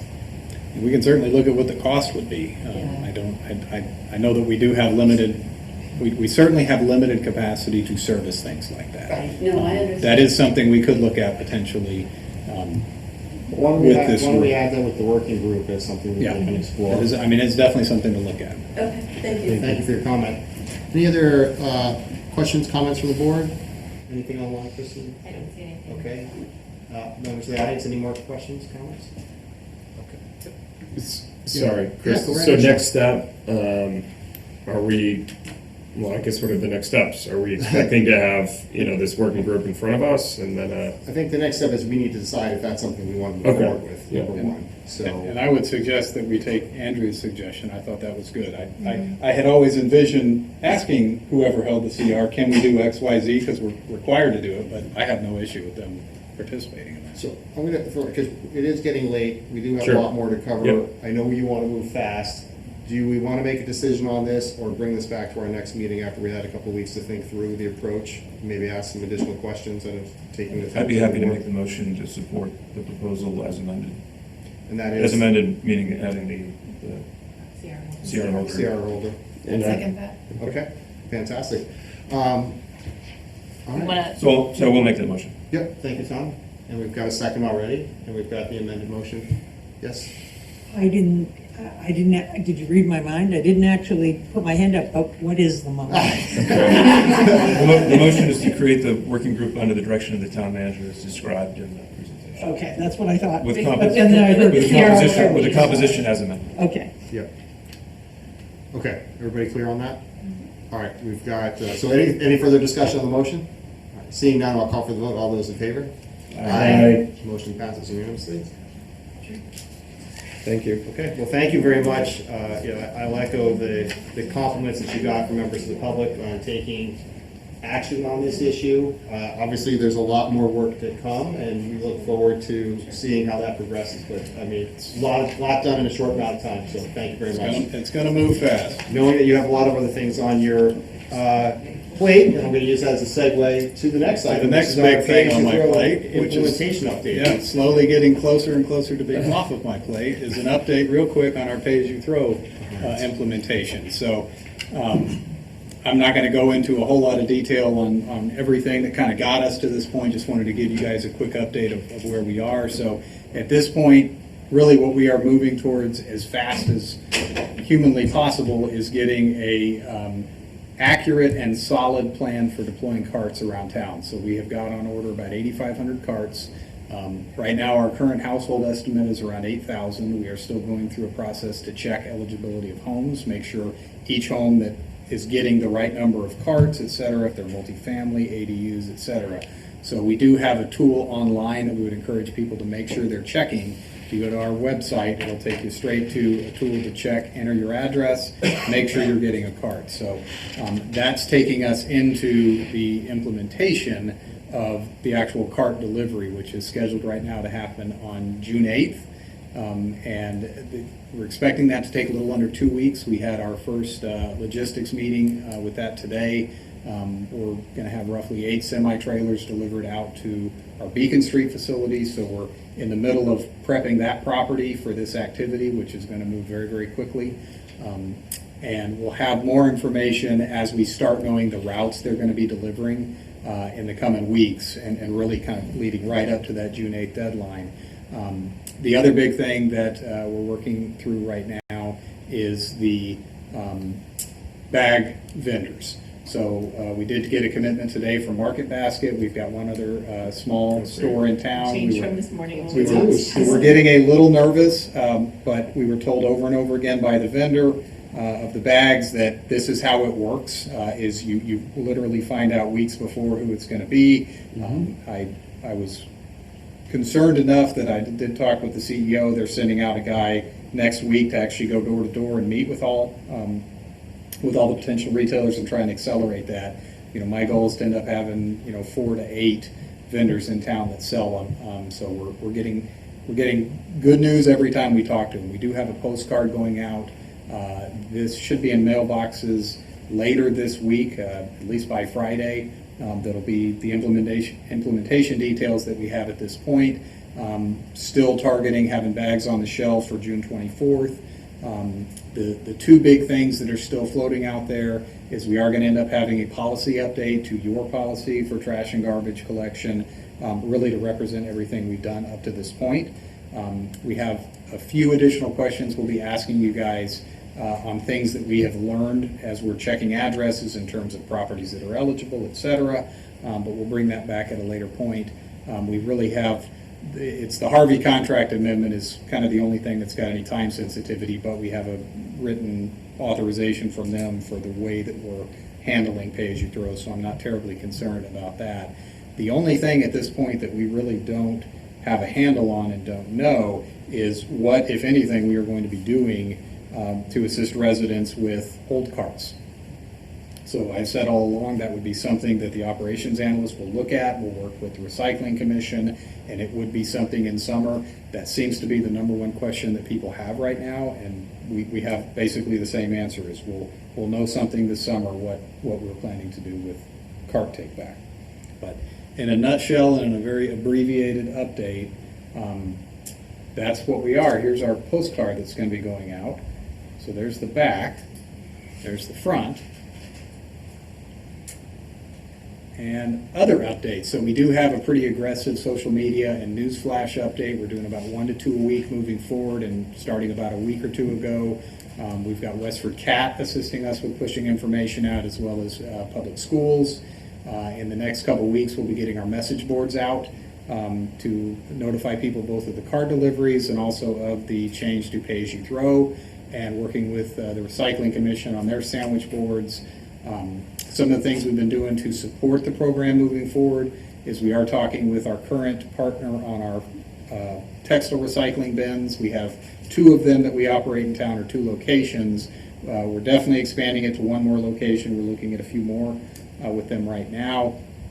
And another thing that our Council on Aging has been spearheading is a hardship program. So we talked during the early discussions of pay-as-you-throw, what do we do to help the folks that really need some help that get impacted by this?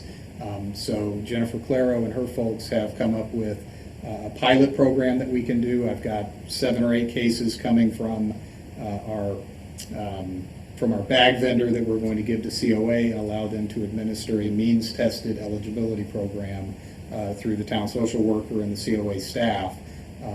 We're going to run that as a pilot. We think it's enough probably to get us through several months, really to get the data to see what is the need and what would the cost then be of trying to run some type of a hardship program or a subsidy program for bags. I think until we have that data, it's premature to say, but we'll figure out once we get that data what a program like that would look like.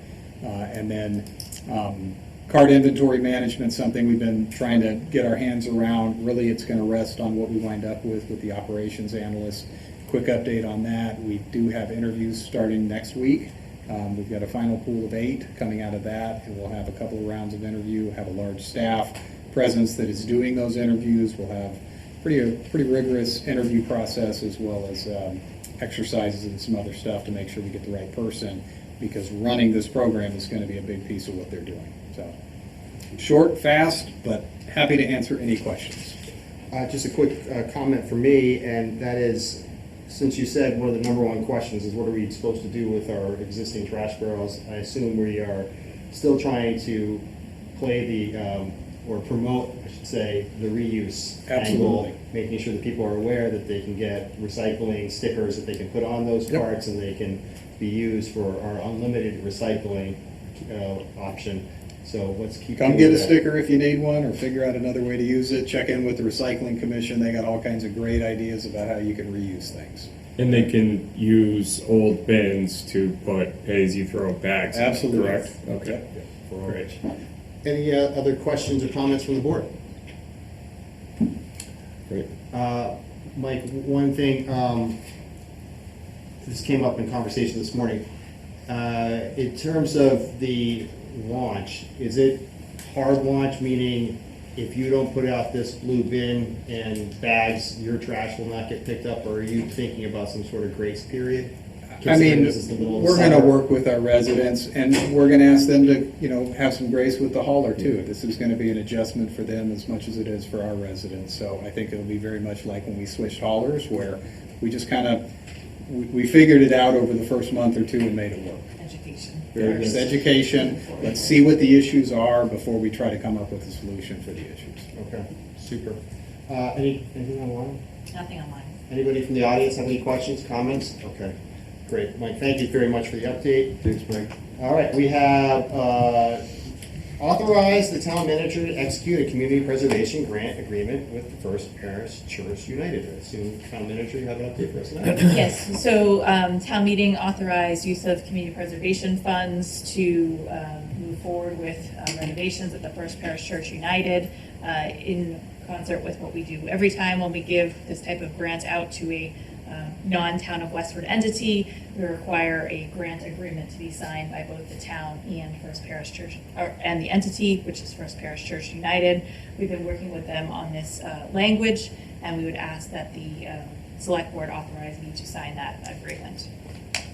And legal has reviewed this? Yes, this is our standard template that we've been using. Any comments, questions from the board? Anything from the audience? No? Do we have a motion in support of this request? Who got that?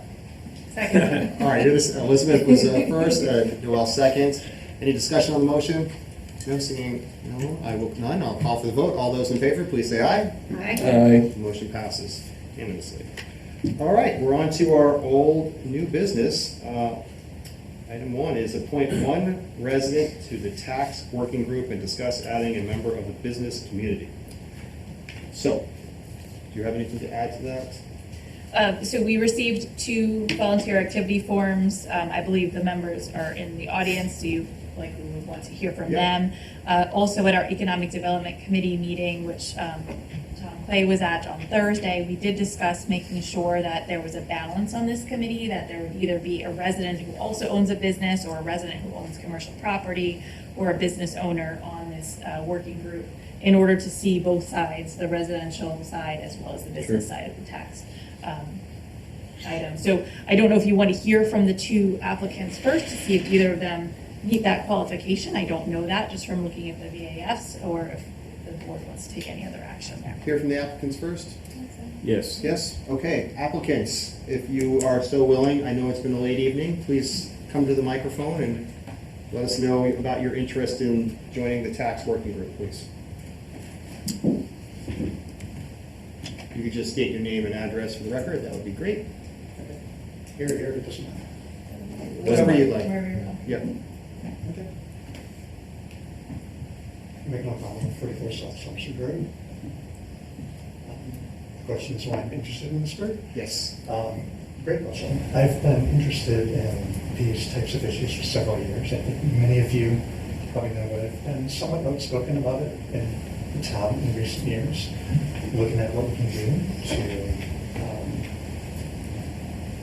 be creative about our tax strategy, whether it's split tax rates or residential exemptions, that type of thing, looking at what other similar towns have also done. So I've already done a lot of research into that. Certainly there's a lot more to be done. But I think for this particular working group, that I've already put in a lot of that legwork. I think a lot of you know that I have the best interests of the town in mind, and I'm sure everyone else does as well, and I should be clear about that. But this is something that's I'm very interested in. I think I can add a lot of value again with the research side, with the analysis side. So any questions, I'd be happy to answer. I guess one question, I assume you do not have any, commercial business experience. You don't own a commercial business. That disqualifies you, but it's just a question. But thank you so much for your interest. I appreciate it. Any questions for Megan from the board? Okay. Thank you, Megan. Good evening, or good night at this point. Craig Dillon, 24 Chamberlain Road here in Westford. Served before on the Economic Development Board before. needed to leave that, just traveled so much. I now am in a position where I don't have to travel anymore, so I wanted to contribute back to the town. I have a lot of experience in analytics and owning CapEx budgets, and I've already put the town's benchmark in AI and really interested in this topic. So appreciate your consideration, and we have two great candidates, it looks like. Thank you. Thank you very much. Oh, and I'm not a commercial owner. Okay, thank you. Okay. Thank you. And Tom, yes. I was just going to say, sometimes in the case where we've got two people with demonstrated commitment and interest, we could modify the charge and have two citizens at large. And also, if independent from that, I also, when the time's right, would make the motion to add an additional person to the charge that represents the business community as a business owner. If we can find such a person. Yes, and the business, the members of the Economic Development Committee are off on the hunt, so we will service them, I'm sure. Excellent.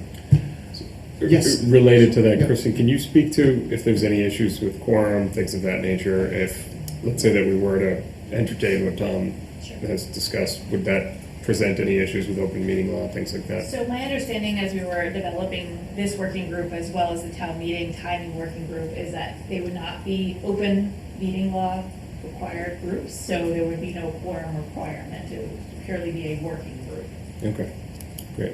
If that changes, let me know, we can adjust, but that was my understanding moving into this process. It's always the issue that we've had with larger groups, right, is keeping a quorum and allowing them to be effective if half the group doesn't show up. I think the reason why we specifically said we wanted to do a working group because we wanted to have speed and flexibility, and we wanted to get this deliverable done as soon as possible. So I think we're good there. So we have a suggestion from Tom. Just getting it. Does anybody feel like that's something they would support? The appointing two applicants. Yes. If we don't have to worry about meeting quorum, many hands make light work, and I think that's a great idea. Sure.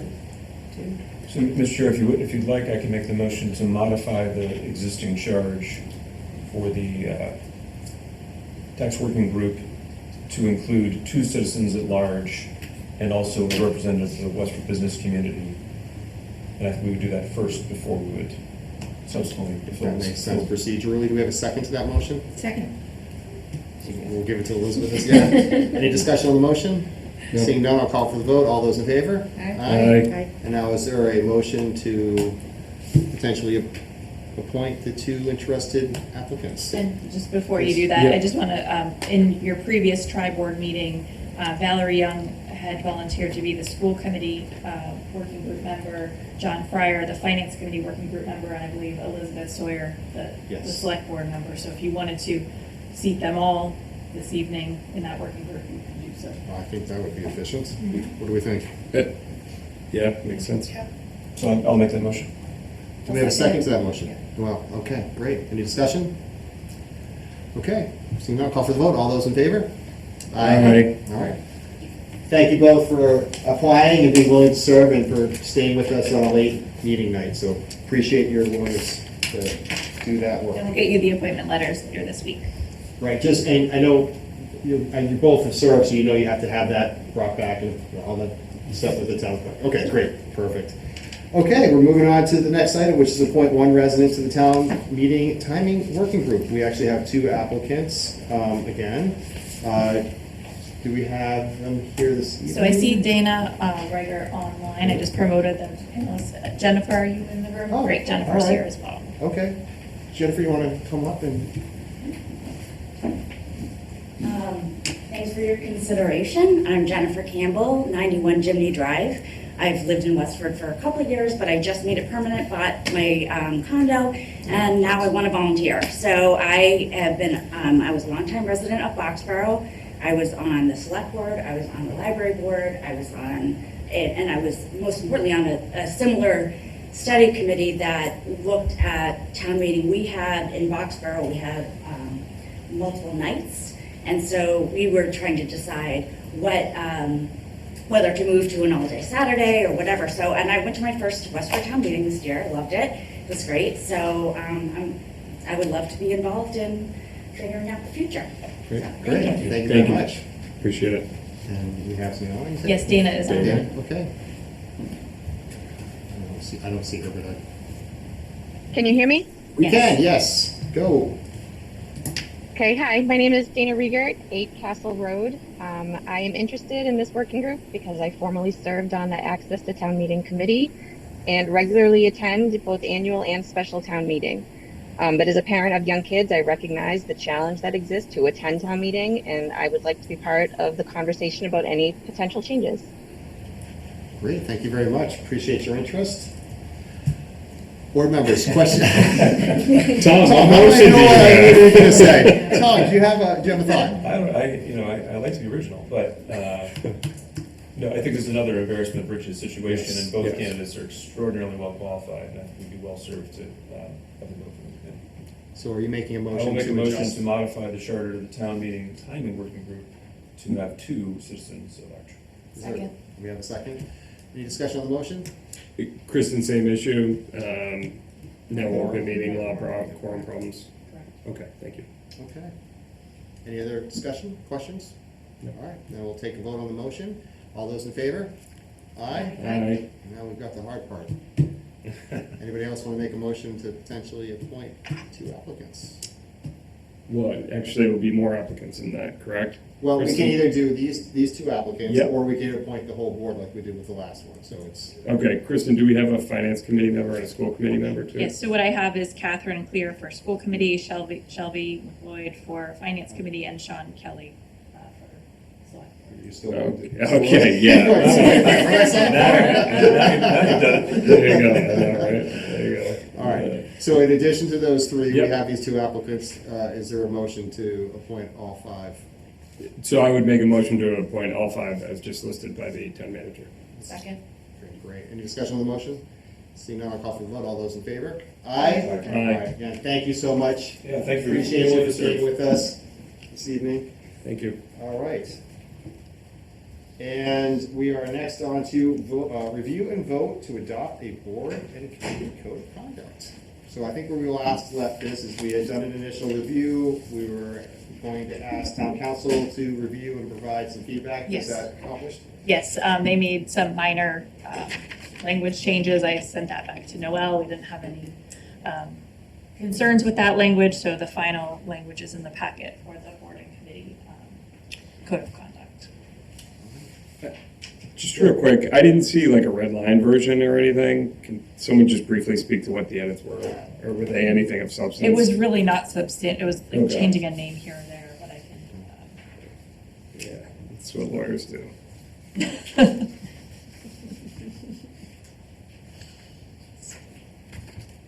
If it was nothing of substance, then I just pulled it I'm up, fine Sean, with let that. me Yeah, just grab okay. that for you, so Yeah. you're comfortable with that.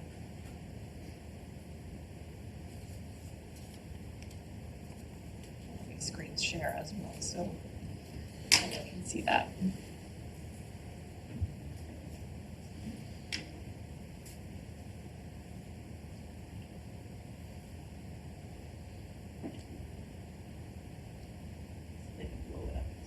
I'm sure your opinions have some official.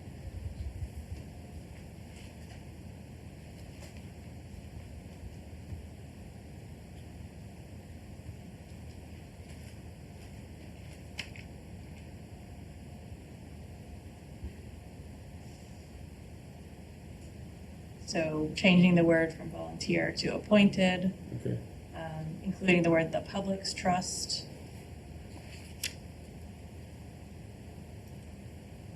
Ensuring opinions publicly, inserting the words outside of official meetings, and then including committee after the word board, and then unless authorized to do so by the vote of the board or committee.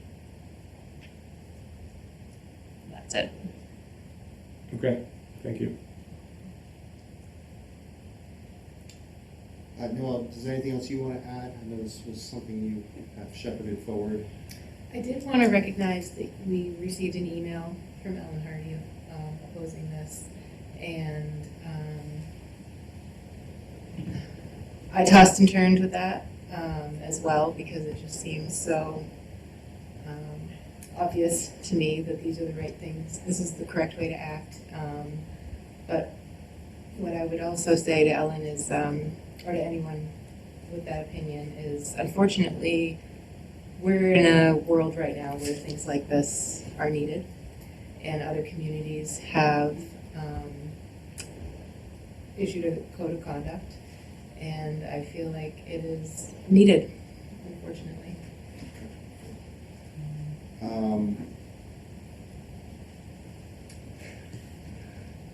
Wendy. Wendy Lloyd, 16 Pleasant Street. I just want to say that I think this code of conduct is really important for those of us who volunteer and serve, and just really think that this supports what the should be intuitional by the community members, but I think this helps draw those lines in a nice tidy spot so that folks can have something to point to if they are being in a position where their integrity is being challenged, or there's some conflict on a commission or committee. So, thank you. Thank you, Wendy. Chris, just one last thing. Yeah, please, go ahead. It's late. That this was a request to us to create something like this. This was not something that the board did on its own. So I just wanted to make that clear. Question to the board for me. We have the board and committee handbook. Do we feel like this would be a good inclusion to that, or do we see this as a separate entity? Do people have strong feelings one way or the other? I think it makes sense to me. Sorry. No, I think I'm about to agree. I think the best way to avoid, problems with people maybe accidentally or because of lack of experience violating the code of conduct is if it's just right up front as part of the orientation. So if that's right there in the handbook, I think it's a good place for it. I agree. Sure. Okay. Is that something that town manager's office could figure out a way to put it in and get it out to the board and committees when it's ready? Yeah. Okay. Well, with that said, do we have a motion to adopt this code of conduct? So moved. Do we have a second? Second. Any discussion on the motion? I'm Yes, sorry, go I ahead. just want to Yeah. repeat, one thing we mentioned at the last meeting was that it is something to consider changeable, so that as we recognize, we didn't have it for 300 years as we operated as a town, we're introducing it at the request of the committee, and we are trying to integrate it to the way that we think best fits for the committee members, but that it is something that we can continue to evolve based on ongoing feedback from our community. I think that's a good comment. Thank you, Elizabeth. Okay. Any other comments, questions on the motion? Seeing none, I'll call for the vote. All those in favor? Aye. Aye. All right. Thank you. Okay. We're on to review and vote on select board committee appointments and liaisons. Do you want to bring that up? Yes. All right. This is where we have Elizabeth take on all the roles, right, as the VP. Right. Did you know that? Just the yellow ones. Yes, yellow will be a good first step. Okay, so you have it color coded? Sure, so. I think we can guess what you mean, but just. Yeah, so the grayed out on the top is just the 35 Town Farmer Task Force. Chris volunteered to do that last year in Scott's seat. They don't meet regularly, but that project may be going to construction fairly soon. So just wanted to highlight that. The yellow highlights are the boards or committees that John Cunningham was the liaison to. Obviously, this board has the authority to change the liaisons if you don't like where you were for a year, or you have a different interest, or you want to swap with someone. But just wanted to call out those yellow highlighted areas that we certainly do need a seat there. Okay. And Tom? The only thing I'll point out is that, so the Community Behavioral Mental Health Committee is dear to my heart, critically important, so proud that the town is doing it. Their routine meeting spot is 1 o'clock on Mondays, which is very, very difficult for me to make. So I can commit to try to attend that when I can. But if there was someone who was called to it that was better able to make that schedule work, that would be something. Volunteer if I can make that. All right. Okay. That's easy. Great. Okay. So it looks like we have the capital planning committee, we have an opening there. That's a great committee if you're available to work at 8:30 in the morning. It's virtual, right, Yes. still? Yes. Okay, yep. So if you really want to get a good background on the financial, a significant part of our financials, that's a great committee. So does anybody have that flexibility to do, it's generally September or October? We start, so for the annual town meeting, we start about September, October, November, meet, and then have another meeting in January. If we need to ramp up for any capital for the October special town meeting, we might meet in August to discuss that, and then couple that in with September and October. It's not every Friday. It's not every Friday, it's usually, every other Friday in that period of time. We generally don't meet in the spring or the summer. And Paul, the chair, is still chair, correct? Yes, Paul. Yeah, and he keeps a very tight schedule, so, it's 2 hours generally, a 2-hour commitment. Yeah. Any interest? I got a hand. Elizabeth. All right. Great. Okay, thank you, Elizabeth. That's easy. All right, Health Insurance Trust is our next one. Yeah, I believe we've already, I'm happy to take that. Thank you, Sean. Okay, and we have the Robinson School Building Committee. And that one is, during the day on Tuesdays, but it's also Zoom. Yes. Right, it's a lunchtime Zoom, which is easier for me to make. So I'm happy to continue as, there's 2 of us on that one. It's monthly, is that right? We're actually meeting every other week or even sooner right now. We're just ramping up a lot of work. So the meeting schedule is not a set cadence because we have a lot of work to do right now, but generally Tuesdays from noon to 1 or 1:30, we've been trying to do every other week at this point in time. So Tom was the full member and John was the alternate when Tom could not make the meetings. And we do need to report that to the MSBA as soon as possible. And you're able to make most? I would say I've made most, not all of them. Not all of them. So when he checks that's off to China for a week, that's when we need That's somebody to what step I'm in. Cutting back on that? I did that Robinson School Building.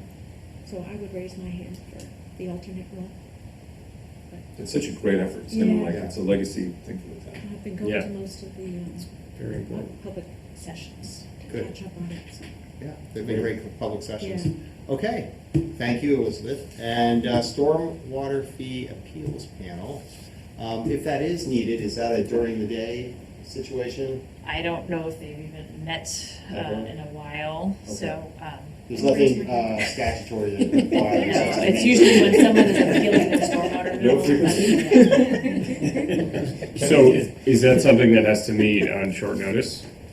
So Most if there's likely, an right, if an appeal- appeal comes in, I believe there's a set appeal period that Got it. that committee needs to meet. Okay, yeah. just for full transparency, Elizabeth already volunteered. Yeah, she had her hand up. You didn't hear it. Oh, I didn't see her. Oh. You may want to keep talking about it for 20 minutes. No, we're good. Elizabeth, thank you very much for volunteering. I do need to understand how short is short. Sorry, no. it's too late. The window is closed. Well, we have to post at least 48 hours in advance, so it's more than 48 hours. Okay. All right. And, Or you want to fight Elizabeth for that? no, Yes. no, I actually was wondering if anybody wanted to take over for DEI, because it's just, it becomes, I have 3 night meetings that week, which is a lot as a single mom, and I'm trying to get a little bit more balance. I was wondering if anyone was. I would be willing to do it for a year because we're also working with them on the engagement piece, and I'm actually teamed up with them on that work group anyway, so great. Thanks, Tom. Wow, stepping up. Okay. Anybody else have the urge to switch or do something different? Did you need to?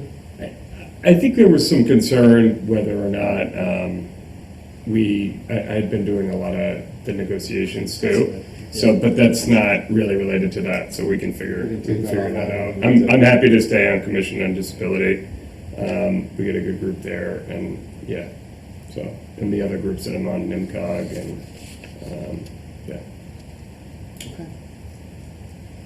So we'll figure out negotiations at a later point. I think so. Yes, so we're not due for another round. So fire is our next round, and we might be starting September, October timeframe. Okay. So we'll have that conversation late summer, who would be that delegate. And then the other unions aren't up for another year. So we Right. may have a new board at that point in time. I don't know. So we'll do that. Okay. When we get All closer. right. Yeah, that was my concern. Perfect. Great. And obviously, you know, if anybody finds these are too much, we can come back and revisit. We can change it anytime. Certainly. So, but awesome. Okay. Appoint select board representative to the Northern Middlesex Council of Governments. Sean? type that one Is this up. a reverse mutiny or no? I'm happy to stand in COG. It's been a delight to be with them, and Pretty sure Elizabeth will take it. if this group It's a great learning would experience. have me stay, I'm happy to do so. I certainly would welcome your involvement and continuing involvement. Does anybody else feel like they want to take over for Sean, or Sean, or looks like Sean, you're it. So thank you very Sounds much. good. Okay. So if we could have one formal vote for both of those things, we do have to send the formal vote to NIMCOG at least for Sean's vote. Do you want one for each or one? No, I think we can total? do a blanket for both D Okay. and E if you're okay with that. I am fine with that if that meets your needs. Yes. Do we have a motion to that? So moved. Okay, do you know what you're motioning for? I just A wanna make sure. motion to approve the boarding committee liaisons and to appoint Sean to You got the it. select board Okay. representative to the NIMCOG. Thank you. Do we have a second for that motion? Second. A second for Elizabeth. Any discussion on the motion? Seeing none, I'll call for the vote. All those in favor? Aye? Aye. All right. And we are on to our review and vote on the sustainable procurement policy. And that's replacing the 2017 buy recycle policy. I think, Mike, you're taking us on this one?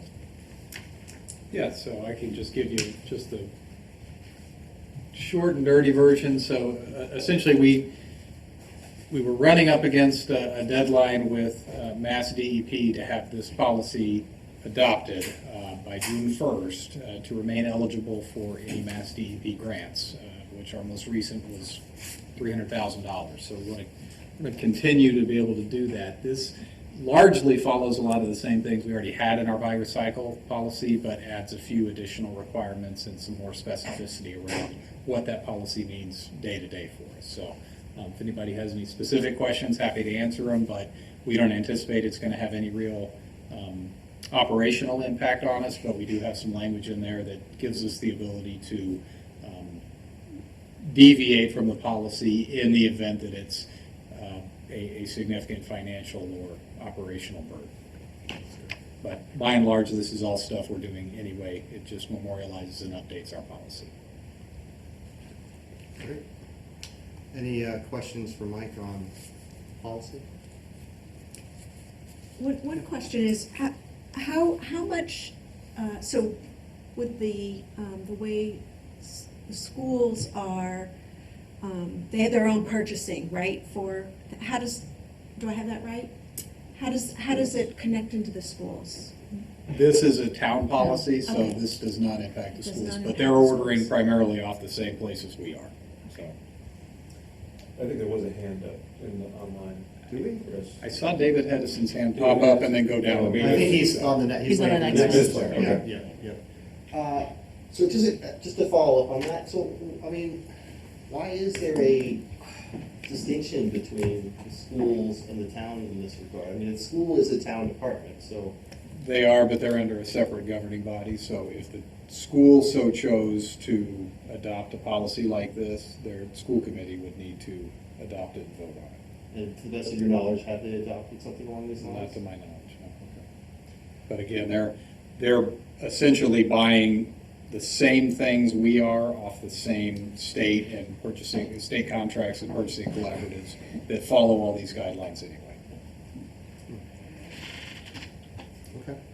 Maybe a conversation we can have with the school committee at some point. Any other questions on this? All right. I assume you'd like a motion? Yep. Yep. Is there a motion in support of this policy change? So moved. Is there a second? Okay. Any discussion on the motion? Seeing none, I'll call for the vote. All those in favor? Aye. Thank you. All right, now we're on to discuss groundbreaking ceremony date for 35 Town Farm Road. And we have David with us. Yes. Hi, David. Hi, everybody. Great to see all of you. Nice short meeting tonight. So I have a 45-minute presentation for you all about town. Yes. farm. Go for it, sir. So I wanted to share with you that we're trying to target a date that the town will be comfortable with, so I can go out to the stakeholders. We have 11 different sources of funding on this project, and people like to usually have advance notice so they can put it on their schedule at the state. Right now, we're looking at August 26th, and as the fallback, the week after that, September 2nd. Just to give you an idea of why we're talking August, I'll be really quick. We have, this is not simple. We get an award from the state. They send us some funds. They actually award us tax credits. So we have $11 million of federal tax credits, which we were able to secure TD Bank to buy them. Then we have the state tax credits. Really quick, we're trying to find someone who has $1.6 million of state taxes to pay every year for 5 years and is willing to write us a check for $6 million up front. The market has softened significantly for tax credits. So just to tell you, banks and insurance companies were the main buyers of tax credits because of the Community Reinvestment Act. But the current administration has weakened and threatened to eliminate some of those requirements. So banks don't feel as generous in buying these tax credits from us. So we are still shaking the bushes, shaking the trees, trying to find someone with $1.6 million a year in tax liabilities. We're hoping we'll have that in place in the next week. Once we get that lined up, we have to bring 11 people. So people buying the federal tax credits, people buying the state tax credits, MHP, who's giving us the long-term loan, TD Bank that's giving us the construction mortgage. Then we have the town CPC funds. We have housing stabilization funds, affordable housing trust funds, home funds, community CBH, community-based housing funds. We have all these people that have to come together in a room with their lawyers and agree to all the language, and it takes us about 8 to 10 weeks to get an agreement on the final document, which sounds crazy, but let me tell you, this is how it goes every single time. It's a $26 million project. We'll have a $1.6 million mortgage at the end of the day. So we're getting $24 million of funds from other sources, which is amazing. But it brings us to a 3-month lead time for the groundbreaking, August 26th or September 2nd. I would love to be able to make sure you're comfortable with it before I announce it or ask the state to participate. Great, thank you. That's all. Appreciate that. I did run it by members of the 35 Town Farm Road Task Force who obviously are very invested and interested in this project to make sure that they have availability, and I was assured that there will be a number of them that would be interested in attending, so that those dates work for them. So any questions about the dates, concerns? Okay. I don't know if we need a motion for that, David. I think just the sense of the board that those dates, the 26th, and then a rain date or postponed date to the 1st is okay? Yeah, that's great. As long as you're good, I'll move forward with August 26th with the alternative date of September 2nd. Both are Wednesdays around 11 o'clock or 1 o'clock. I will get that firmed up well before. I just want to make sure it's the end of the summer vacations, and I don't want people to say, oh, I wish we had done something a little differently. So that's what the goal is. And I just want to say thank you, all of you, for all the work you're doing and all the support you've given housing over the years. It's really appreciated. Sounds like you're doing all the work, so thank you. It sounds incredible if you can pull it all off. So we're super excited to see this project move forward. Best of luck in these last few stages, and anything else we can do to help, please let us know. Thank you so much. Thanks for staying with us so late tonight. Appreciate it. Take care. All right, take care. Okay, we're going to move on to minutes for approval. We have our regular session, May 11th, 2026, tri-board meeting minutes, and then we have executive session, March 24th, 2026, which I think we already did. So we vote on it again? Yes, because you voted in the executive session, you have to now vote in open session. Okay. Can we take those together? Yes, you can. Is there a motion to approve? I'm sorry. I was going to say I'm going to abstain from one, so if we take them together. We take them does that separately matter? then? Okay, Sure. please. Yeah, that's fine. How about a motion for the May 11th, 2026 tri-board meeting? So moved. Second for that? Second. All those in favor? Aye. Okay, and then we have the executive session from March 24th, 2026. So moved. Second. Okay, all those in favor? Aye. And I think we have one abstention. One abstention. Okay. And now we're on to our board reports and updates. Are there anything for other boards? Okay, moving on to the town manager's report. Kristen. Sure. The first is to accept a grant from the TJX companies in the amount of $5,000 as requested by the police department. The next is an agreement. So as you all know, the Boston Road reconstruction project is underway. This is to acknowledge the agreement between Mass DOT and the town of Westford for the non-participating work for the water main installation phase of the project in the amount of $2 million. Newport Construction is also that contractor doing the water main work in addition to the roadway work. Moving on to purchase orders, we have New England Outdoors in the amount of $19,946 for the Community Garden Sun Shelter, as requested by the Community Gardens Group. As this is going through the town, we don't have a grant agreement like you saw earlier, so just want to be clear on that. The next is Badano Enterprise in the amount of $22,600 for the fit up of the new Engine 2, as requested by the Fire Department. And next is Bartlett Consolidated LLC in the amount of $34,500 for the removal and replacement of guardrails around Westford, as requested by the Department of Public Works. And then moving on to contracts, we have Clean Harbors Environmental Services in the amount of $25,000 for household hazardous waste collection agreement, as requested by the Public Works Department. We do this household hazardous waste collection in concert with the Recycling Commission. And then in executive session, you reviewed the fiscal 27 non-union pay classification plan. This would be to accept that classification plan. All right, that's quite a list.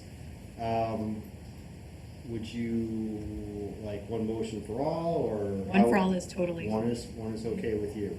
Is that okay with the board, one motion? All right, looks like we got a thumbs up. Does anybody want to make that motion? So moved. All right, Tom, do we have a second? Second. Very good. Any discussion on the motion? All right, seeing none, I'll call for vote. All those in favor, please say aye. Aye. Motion passes unanimously. We have correspondence. We have a motion to waive the reading of correspondence. So moved. Do we have a second? Second. All those in favor? Aye. Aye. And do we have a motion to adjourn? So moved. Do we have a second? Second. All right. All those in favor, please say aye. Aye. Thank you, Westford, for the long evening and sticking with us. Appreciate it.